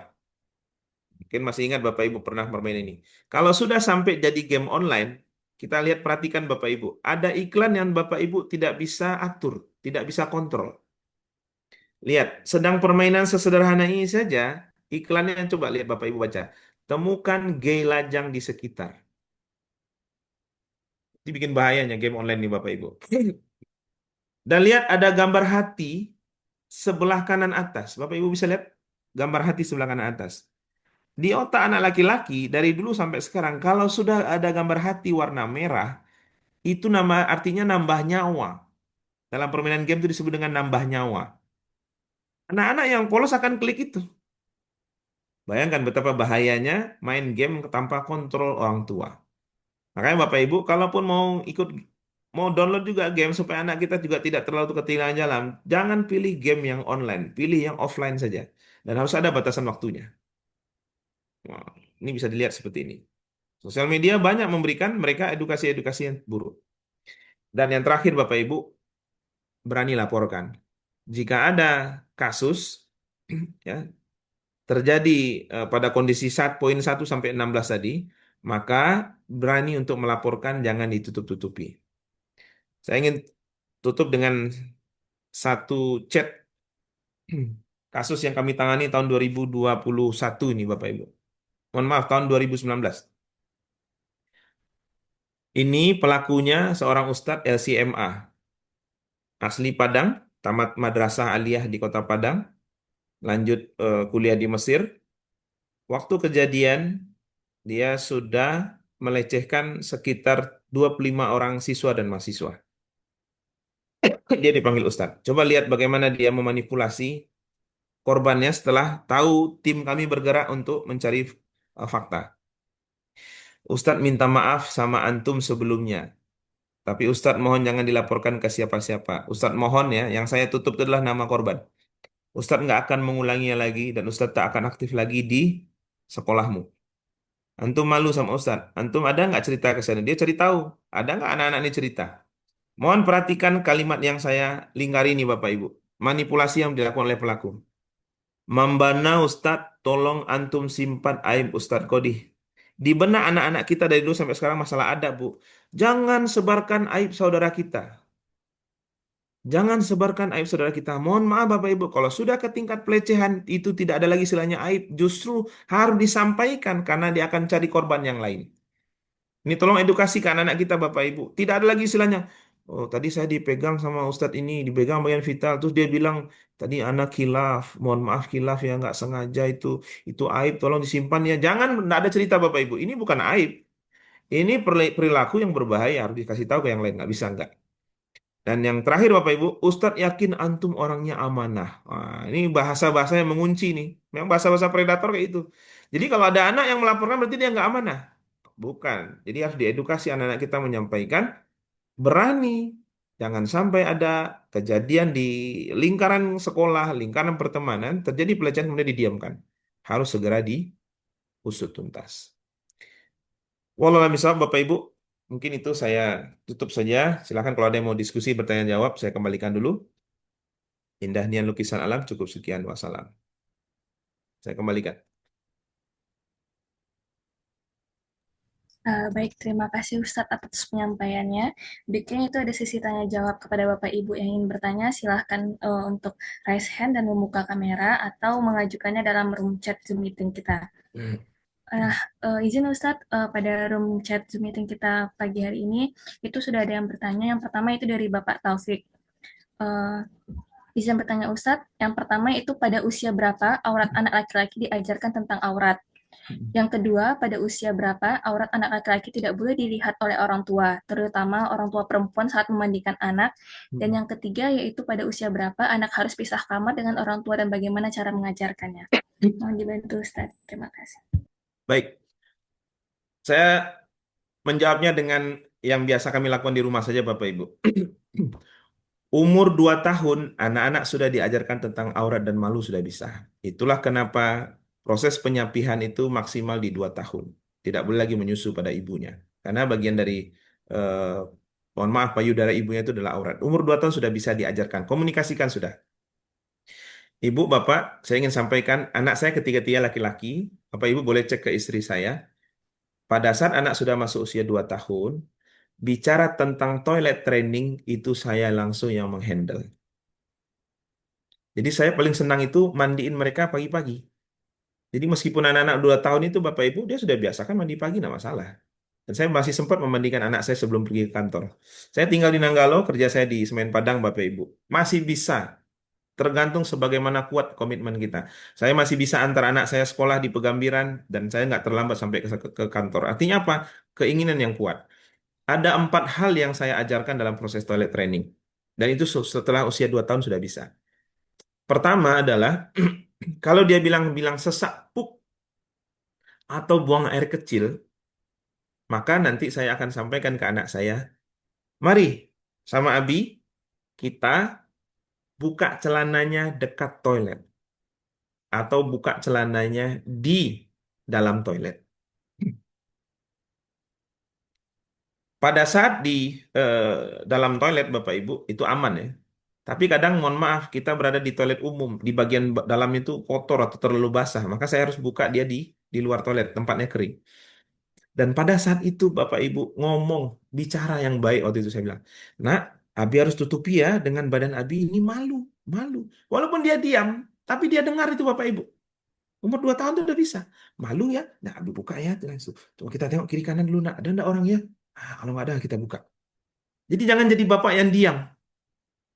Anak-anak yang biasa diajak ngomong seperti itu, pada dasarnya kita juga melatih kemampuan dia berbicara, Bapak Ibu. Diam. Jadi gestur saya menutupi badan yang sedang buka celana itu sudah masuk edukasinya, Bapak Ibu. Saya mohon maaf saya sampaikan ke Bapak Ibu, masih banyak orang tua hari ini. Mbak, ambo sasak kajam, mbak, tuh, banda, banda, banda, banda, disuruh buang air kecil ke banda. Di tempat bandar itu kan namanya selokan itu kan tempat umum. Dilatih anak untuk nggak punya rasa malu membuka auratnya. Seharusnya apa? Bawa ke toilet, tempat yang tersembunyi. Bahkan pernah dalam satu ketika, Bapak Ibu, saya perjalanan jauh dengan motor dengan anak-anak. Ketika dia memang sudah sesak kali buang air kecil, nggak ada toilet, tapi saya bawa air minum. Saya ajak mereka ke tempat yang paling tersembunyi. Di sini nak yang paling aman, tapi tetap perhatikan kondisi lingkungan ada bahaya atau tidak. Carilah tempat yang tersembunyi dan cebok dengan air kita ini. Artinya apa? Dilatih mereka tidak boleh melihatkan auratnya. Jadi umur 2 tahun Bapak Ibu sudah dibiasakan, sudah bisa. Ya. Kemudian yang kedua apa yang saya lakukan Bapak Ibu?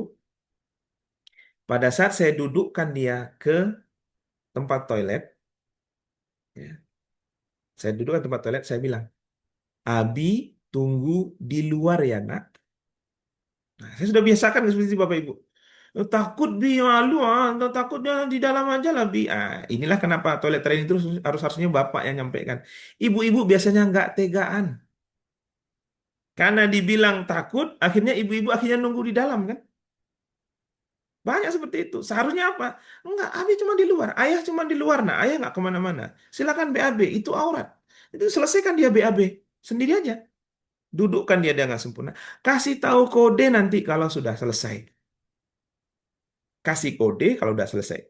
Abi cuma di luar kemana? Biasanya awal-awal berapa toilet training itu Bu. Bi, lagi pup dia Bi. Ya, Abi masih luar. Dia ngecek-ngecek kita. Masih ada nggak di luar? Bi, aman masih ada. Bu, Pak, tujuan kita dengan cara seperti ini apa? Di otak anak-anak usia 2 tahun udah dilatih. Jongkok di toilet itu hanya urusan buang hajat. Maka tidak pernah di benak mereka merasa nyaman berlama-lama di toilet. Karena kita nunggu di luar. Berarti udah selesai mau hajat, dia kasih kode. Bi, udah selesai. Jadi tak boleh menunggu anak dalam toilet.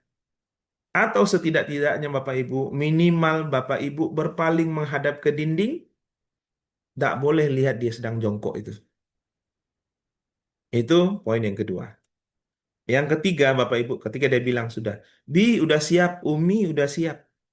Ngomong lagi ngomong kita. Lisan kita jangan pelit Bapak Ibu. Udah siap ya? Sudah Bi. Abi mohon izin, Umi mohon izin, bantu cebok karena kamu belum bisa cebok. Bagian ini hanya boleh Abi dan Umi yang megang. Yang lain tidak boleh. Yang lain tidak boleh. Jadi ngomong. Jadi pada saat cebok itu Bapak Ibu ngomong dulu. Abi minta izin ya megang yang bagian ini karena kamu belum bisa cebok sendiri. Ini harus dibersihkan nak. Dalam Islam ini harus dibersihkan namanya tohoroh, pensucian. Nggak boleh ada yang megang kecuali Abi dan Umi.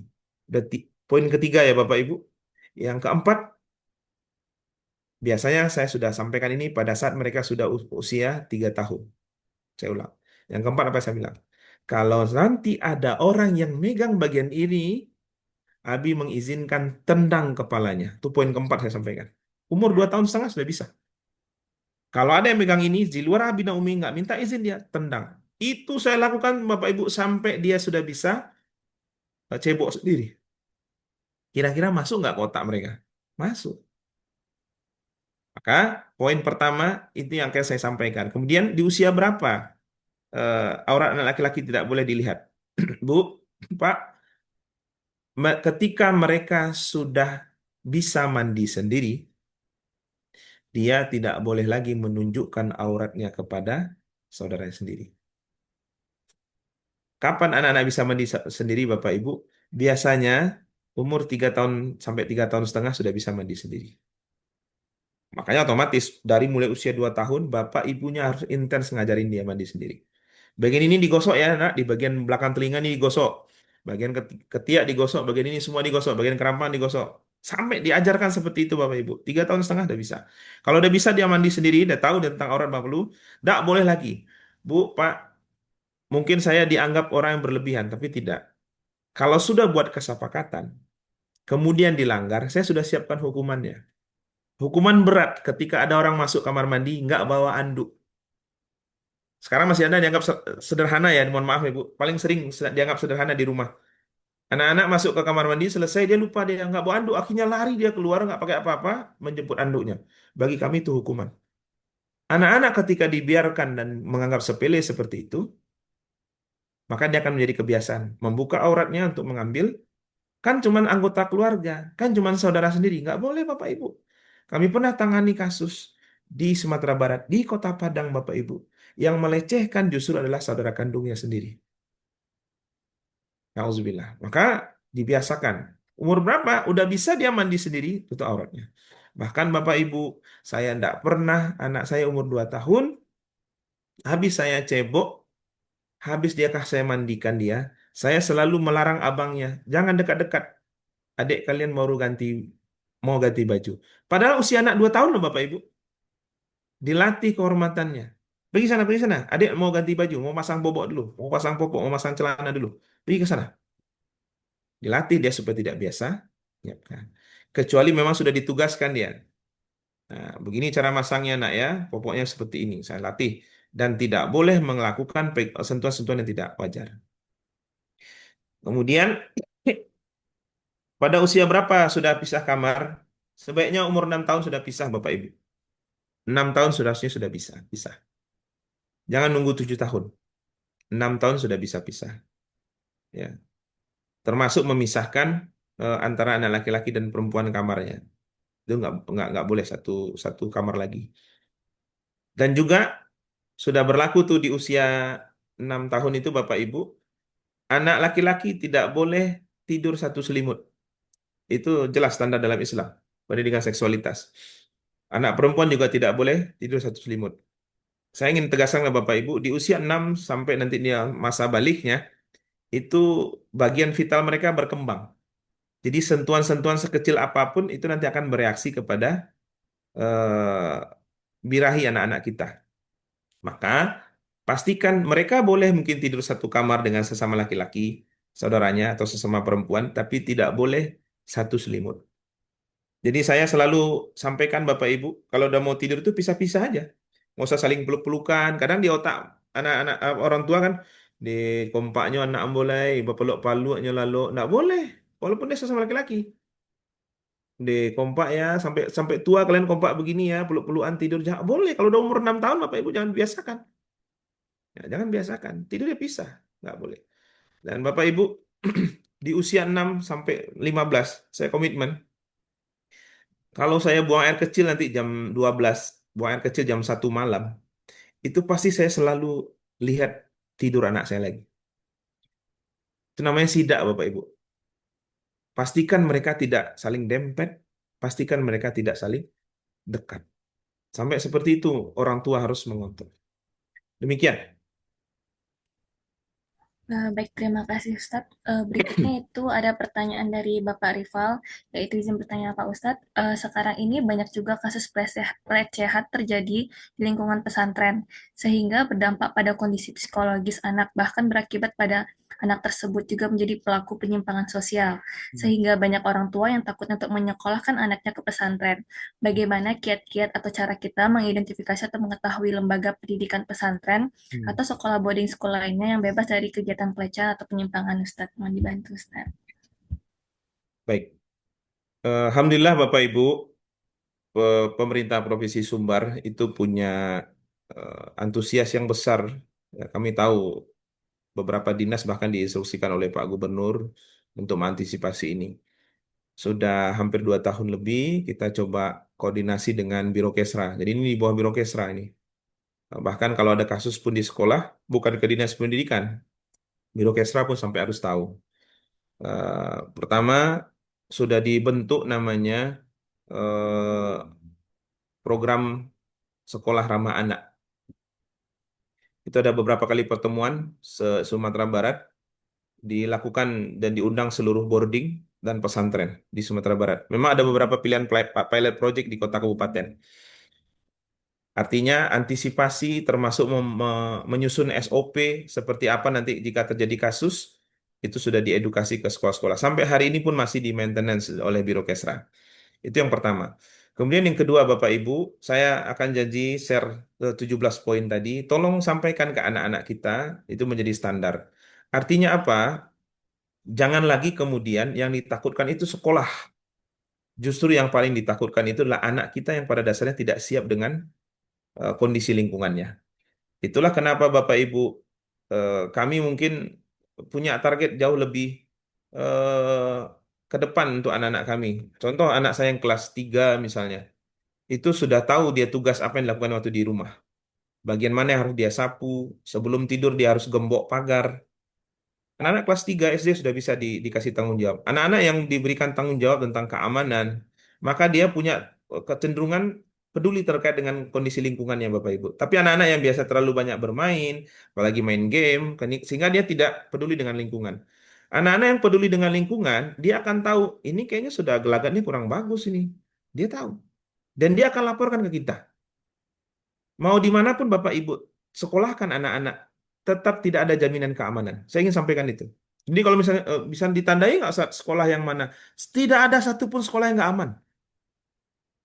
Nah, tidak ada satu sekolah yang aman. Kemarin saja, mohon maaf, saya nggak sebutkan sekolahnya. Ketua OSISnya yang melecehkan teman-temannya. Ketua OSISnya. Itu di Padang. Saya nggak sebutkan sekolahnya Bapak Ibu. Dengan dalil apa? Saya lagi ada tugas biologi. Bisa enggak kamu kirimkan bagian vitalmu, tapi nggak apa-apa pakai celana dalam saja supaya nampak bagian perut sampai paha. Ini sesama laki-laki, Pak, Bapak Ibu. Masih ingat tadi di poin berapa saya sampaikan jaga aurat kita. Karena pelaku selalu begitu. Nah, sayangnya anak ini karena sudah tidak tahu batasan, akhirnya apa? Dia foto bagian itu dan dikirim ke kawannya. Oke, makasih ya sudah kasih. Cuman kayaknya aku perlu detail ini. Bisa nggak kamu kirimkan lagi yang nggak pakai celana dalam? Itu anak laki-laki kan anak laki-laki. Malu lah, Mbok. Kan nggak lihat wajah, cuman bagian itunya saja. Akhirnya mau juga dikirim. Mohon maaf Bapak Ibu, kira-kira yang salah siapa itu kira-kira? Ya anak yang mau. Kenapa dia mau menunjukkan bagian vitalnya? Itu karena memang tidak dilatih bicara tentang batasan aurat. Jadi Bapak Ibu, saya bukannya tidak ingin menyampaikan, mengidentifikasi atau mengetahui lembaga pendidikan yang mana yang bermasalah. Bukan tidak mau Bapak Ibu, karena saya ingin kasih tahu kata kuncinya, tidak ada satupun pelaku pelecehan, korban pelecehan, kecuali mereka tidak disiapkan dengan baik ketika di rumahnya. Hukuman saya ke anak-anak berat Bapak Ibu. Kalau sempat mereka ketahuan dia nonton di rumah kawannya, maka tidak tanggung-tanggung. Bapak Ibu boleh tanya ke anak saya. Karena saya sudah bilang, kita punya agenda nonton bersama. Di rumah kami memang tidak ada TV, Bapak Ibu. Tidak ada TV. Tapi kami punya jadwal nonton bersama. Dan saya akan download video atau film yang memang sudah saya filter. Dan kami nonton sama-sama. Istri saya nonton, anak-anak saya nonton. Terus sambil makan cemilan kami di rumah. Ada jadwalnya. Bisa kadang 2 kali sebulan. Jadi nggak sembarang tonton. Kalau sempat mereka nonton di rumah kawan, di kamar dia, hukuman mereka berat. Bahkan saya pernah sampai sekali, suatu ketika Bapak Ibu sampai harus menangis saya sampaikan ke anak-anak saya.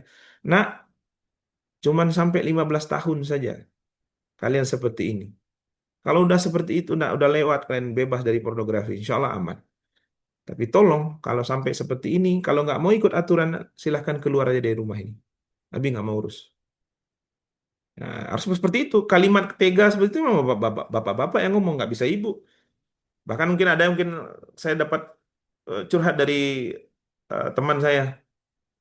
Ada teman katanya punya anak yang mau milih kabur aja. Banyak kali aturan di rumah ini, udah kabur aja lah.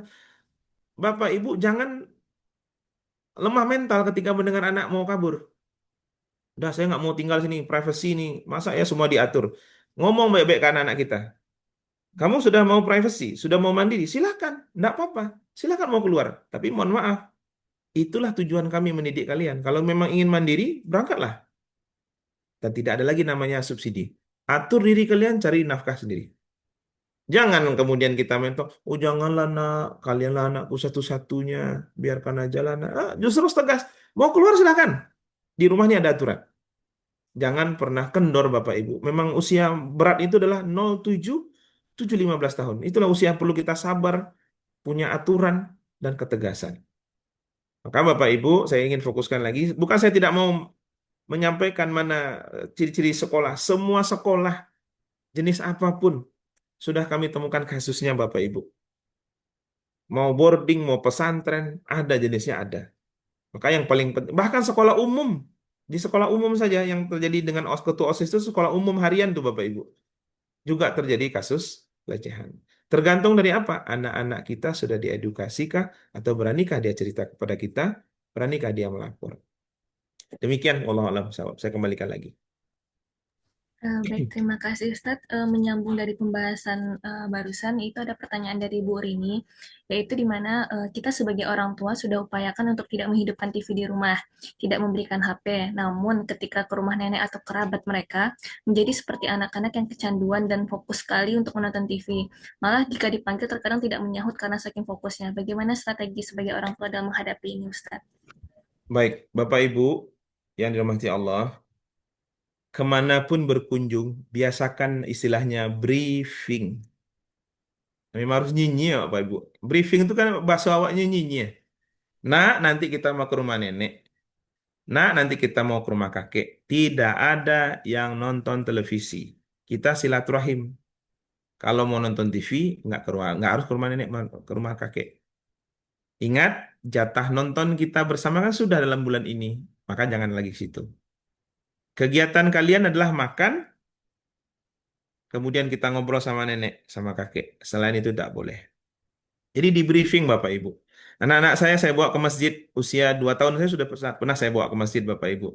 Walaupun dia hanya bisa golek-golek saya, tapi di briefing nggak boleh lari-lari. Ya, kalau mau putar-putar dekat Abi saja, briefing, ngomong balik Bu. Selesai dari kunjungan rumah neneknya, evaluasi. Sama kita kayak kerja di kantor Bapak Ibu. Sebelum kegiatan program kan rapat dulu. Selesai rapat, evaluasi. Memang kayak gitu. Kok terlalu formal sekali? Itu bukan masalah formal, itu namanya proses melatih anak-anak kita, Bapak Ibu. Karena otak ini bisa dilatih. Sikap ini juga bisa dilatih. Nah, briefing itu penting. Nah, kami misalnya Bapak Ibu tidak ada namanya kalau udah makan bersama itu, tidak akan ada yang megang HP. Bapak ibunya pun nggak boleh, abi uminya pun dilarang tuh. Misalnya suatu ketika saya dapat chat penting, istri saya ada kode, Bi, udah, kan kita lagi makan nih Bi, tinggalkan sebentar Bi. Oke, saya tinggalkan tuh. Nggak ada pula saya ngotot, sebentar nih penting nggak? Karena lagi makan. Jadi Bapak Ibu boleh temukan, kalau di meja makan tuh nggak ada yang megang handphone. Termasuk kami makan, misalnya di luar, di kafe, kami sedang makan di rumah makan. Nggak ada satupun kami yang megang handphone. Memang makan fokus. Kalau ngobrol silahkan. Kalau mau izin telepon, keluar dari forum makan itu. Sampai kayak gitu kami latih. Di rumah nenek juga seperti itu. Di rumah kakek, nggak ada. Nggak ada cerita. Kegiatan kita makan, diskusi, dah pulang. Nanti dilatih dia bagaimana cara mengurut kaki neneknya. Di mama, apa, mau urut kaki neneknya. Dikasih tahu. Tentu kita kasih contoh, gini cara mengurut kaki ya, nak ya, nih orang tua, begini. Nah, ada tuh kegiatan yang seperti itu.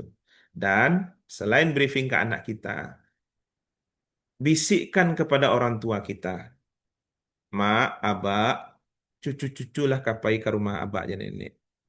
Tolong jangan di TV. Sampaikan. Ayolah, saya yakin orang tua yang baik pasti nggak akan protes. Ah biarlah, nggak mak, kok kini beda. Kondisi dulu juga kini beda. Sampaikan.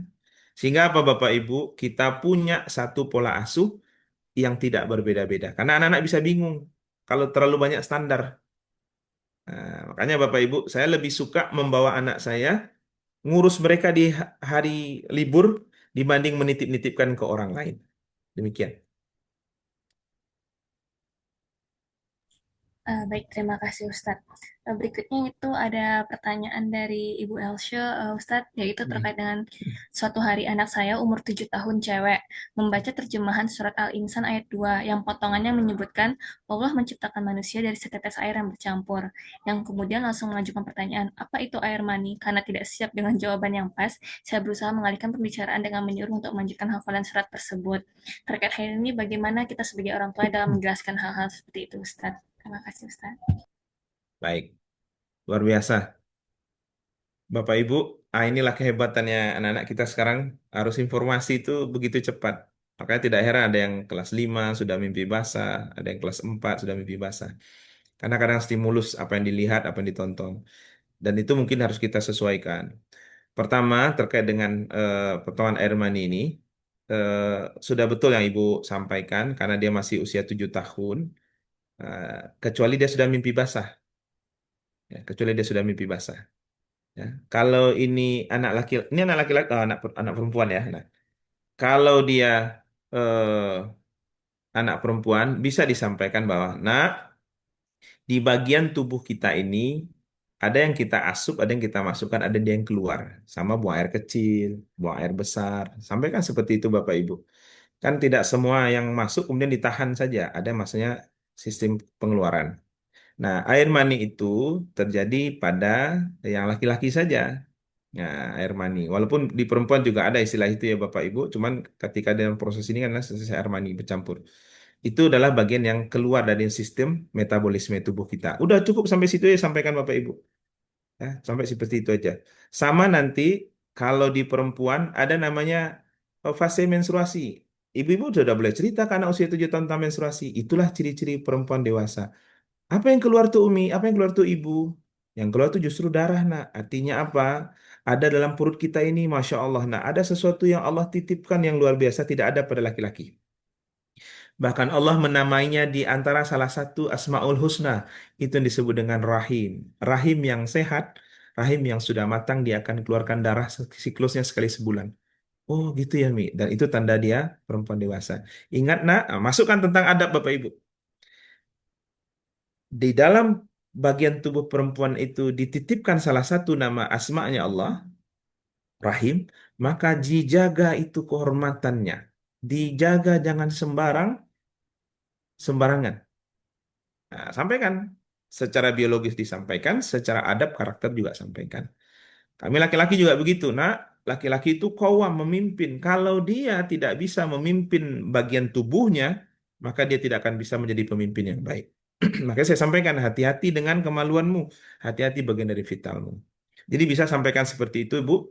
Walaupun dia anak perempuan, kalau laki-laki ada keluar air mani, nah perempuan nanti ada namanya menstruasi. Sampaikan seperti itu. Diskusi-diskusi ini justru kalau Bapak Ibu bisa menjawabnya dengan baik, ke depannya anak-anak kita akan semakin sering dekat dan bertanya dengan kita. Itu jauh lebih aman Bapak Ibu daripada tanya ke orang lain. Iya ke orang lain kok elok. Kalau nyoba tia ya. Nah, kalau sempat orang lain ini predator, sudahlah, nauzubillah. Karena pernah kejadian Bapak Ibu tahun 2021, mungkin Bapak Ibu ingat yang kalau tinggal di Padang Panjang. Sampai tutup sekolah itu jadinya. Karena kepala sekolahnya pelaku predatornya. Lulusan Timur Tengah, gelarnya LC. Anak-anak kelas 1 SMP yang boarding di sekolahnya dipanggilnya, sini, sini, sini. Karena kepala sekolah yang manggil Ustadz bilang, oh iya Ustadz. Ini. Ala gadang awak, iya katanya. Coba lihat modusnya Bapak Ibu. Ala gadang awak, iya. Iya. Ala jadi laki dewasa atau lu? Allah Ustaz ya. Subhanallah itu. Allah mimpi basah. Nah, lihat perhatikan Bapak Ibu. Anak ini kembali bertanya, apa mimpi basah tuh Ustaz? Udah kelas 1 SMP itu. Karena nggak pernah diajak dialog oleh orang tuanya. Apa mimpi basah itu Ustaz? Oh, mimpi basah itu ciri-ciri laki-laki sudah dewasa nak. Berarti lu mimpi basah wak le. Alun le Ustaz. Ini mimpi basah tuh kanduannya air mani warna putih kental. Itu kata si Ustaz. Oh, yo belum pernah Ustaz. Nah, coba Bapak Ibu perhatikan kalimat si Ustaz ini. Kamu mau jadi laki-laki dewasa nggak? Mau lah Ustaz. Tuh. Nah, Ustaz bantu ya gimana supaya jadi bisa mimpi basah. Nah, kira-kira Bapak Ibu lihat dong mimpi basah dan dibantu. Nggak ada. Itu bersifat natural. Karena anak-anak ini tidak dilatih, tidak dibiasakan dialog seperti ini, akhirnya apa? Dia jadi bahan korban dari predator. Maka jangan lagi Bapak Ibu komunikasi-komunikasi seperti ini kita anggap sebagai tabu. Justru harus disampaikan karena dalam Islam ada yang disebut dengan tarbiyah jinsiyah, pendidikan seksualitas. Demikian Bapak Ibu, saya kembalikan. Baik, terima kasih atas pencerahannya Ustadz. Berikutnya itu, apakah ada Bapak Ibu yang masih ingin mengajukan pertanyaan?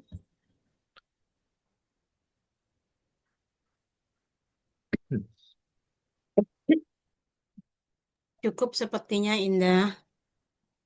Oke, baik Ibu. Nah, selanjutnya itu mari kita ke agenda berikutnya. Sebelumnya itu terima kasih kepada Ustadz yang telah memberikan tausiahnya kepada kita semua. Semoga apa yang kita dengar dan pelajari dapat menambah pemahaman dan kewaspadaan kita dalam menjaga diri, anak Bapak Ibu, keluarga, serta generasi berikutnya yang berada dalam tuntunan agama. Nah, untuk menyempurnakan wirid kita pada pagi hari ini, mari kita bersama-sama memohon kepada Allah melalui doa bersama yang akan dipimpin langsung oleh Ustadz Akmal. Kepada Ustadz, mohon bantunya Ustadz dan kami persilahkan. Baik Bapak Ibu yang dimati Allah, Allah minta kita berikhtiar, tapi tentu di ujung ikhtiar kita ada tawakal namanya. Ya, kita menyerahkan diri kepada Allah Subhanahu wa taala. A'udzu billahi minasyaitonir rajim. Bismillahirrahmanirrahim. Alhamdulillahirabbil alamin wassalatu wassalamu ala asrofil anbiya'i wal mursalin wa ala alihi wa ashabihi rasulillahi ajmain. Allahumma salli ala Muhammad wa ala ali Muhammad kama sallaita ala Ibrahim wa ala ali Ibrahim innaka Hamidum Majid. Allahumma ufir lil muslimin wal muslimat wal mu'minin wal mu'minat al ahya'i minhum wal amwat innaka sami'un qaribun mujibu da'wah. Allahumma ufir lana. Ya Allah ampunkanlah dosa-dosa kami ya Allah. Kami akui bahwa kami adalah hamba yang dhaif, hamba yang lemah. Allahumma ufir lana wali walidina dan dosa kedua orang tua kami ya Allah. Berikanlah kami keikhlasan untuk menjadi anak-anak yang berbakti kepada Engkau ya Allah. Ya Allah ya Tuhan kami, berikanlah kami orang tua yang taat beribadah, taat beragama, sehingga mereka bisa menempuh husnul khotimah ya Allah ya Tuhan kami. Ya Allah ya Tuhan kami, ampunkanlah dosa orang tua kami yang sudah mendahului kami ya Allah. Terimalah dalam kondisi yang terbaik ya Allah. Menjadi penjagaanmu ya Allah, kami sebagai hambamu, sebagai anak-anak beliau, berdoa agar menjadi orang-orang yang terbaik di sisimu ya Allah. Ya Allah ya Tuhan kami akui bahwa kami sering menzalimi diri kami. Rabbana zalamna anfusana wa illam taghfir lana wa tarhamna lanakunanna minal khasirin. Kepada Engkaulah kami mohon ampun kepada Allah. Kepada Engkaulah kami minta rahmat ya Allah. Tidak ada yang bisa mengampuni dosa-dosa kami kecuali Engkau ya Allah ya Rabbal Alamin. Rabbi habli minas solihin. Rabbi habli minas solihin. Rabbi habli minas solihin. Ya Allah, anugerahkanlah kami anak cucu keturunan yang soleh. Sebagaimana solehnya Ismail. Sebagaimana Ibrahim memohonnya kepada Engkau ya Allah. Rabbi habli minas solihin. Rabbi habli minas solihin. Ya Allah, jadikanlah anak cucu generasi kami yang dekat dengan sholat. Yang membangun hubungan denganmu ya Allah. Dan juga berbaik-baik dengan sesama manusia ya Allah. Rabbana hablana min azwajina wa zurriyyatina qurrata a'yun waj'alna lil muttaqina imama. Ya Allah, anugerahkanlah kami pasangan-pasangan yang penyejuk jiwa ya Allah, yang sama visi dalam pernikahan kami untuk menghadirkan rumah tangga baiti jannati ya Allah. Ya Allah ya Tuhan kami, hadirkanlah kami generasi-generasi yang baik, kokohkanlah pundak-pundak kami untuk bisa mendidik anak keturunan kami ya Allah. Kami tahu, kami sadar anak selain jadi anugerah, dia ada juga bagian dari fitnah ya Allah. Berikanlah kami kekuatan atas ujian-ujian dalam mendidik mereka. Ujian-ujian dalam membesarkan mereka ya Allah. Pastikan rezeki yang kami berikan kepada mereka yang halal ya Allah. Lagi toyib. Jangan berikan kami keluasan. Jangan berikan kami kemudahan untuk mengakses yang haram ya Allah. Karena itu kami yakini bahwa itu akan berdampak kepada anak cucu kami. Rabbana hablana min azwajina wa zurriyyatina qurrata a'yun waj'alna lil muttaqina imama. Rabbana atina fid dunya hasanah wa fil akhirati hasanah wa qina azabannar. Walhamdulillahi rabbil alamin. Assalamualaikum warahmatullahi wabarakatuh. Waalaikumsalam warahmatullahi wabarakatuh. Baiklah, alhamdulillah dengan berakhirnya doa bersama tadi, maka berakhir pula rangkaian wirid kita pada pagi hari ini. Semoga ilmu, nasihat, dan doa yang kita peroleh dapat menjadi berkah untuk kita semua. Amin, amin, ya rabbal alamin. Sebelum kami akhiri, mengingatkan kembali kepada Bapak Ibu untuk segera mengisi daftar hadir atau absensi wirid yang telah disediakan pada room chat Zoom meeting kita. Lalu mari kita Jumat berkah dengan berinfak melalui kris Musola As-Siddiq Inspektorat yang telah tersedia pada room chat dan grup WA kita. Lalu izin Ustadz untuk berkenan untuk membagikan materi yang telah disampaikan barusan kepada kita semua. Nah, terakhir, terima kasih atas perhatian Bapak Ibu semua. Apabila ada tutur kata yang kurang berkenan, mohon dimaafkan. Saya akhiri dengan wassalamualaikum warahmatullahi wabarakatuh. Waalaikumsalam warahmatullahi wabarakatuh. Dan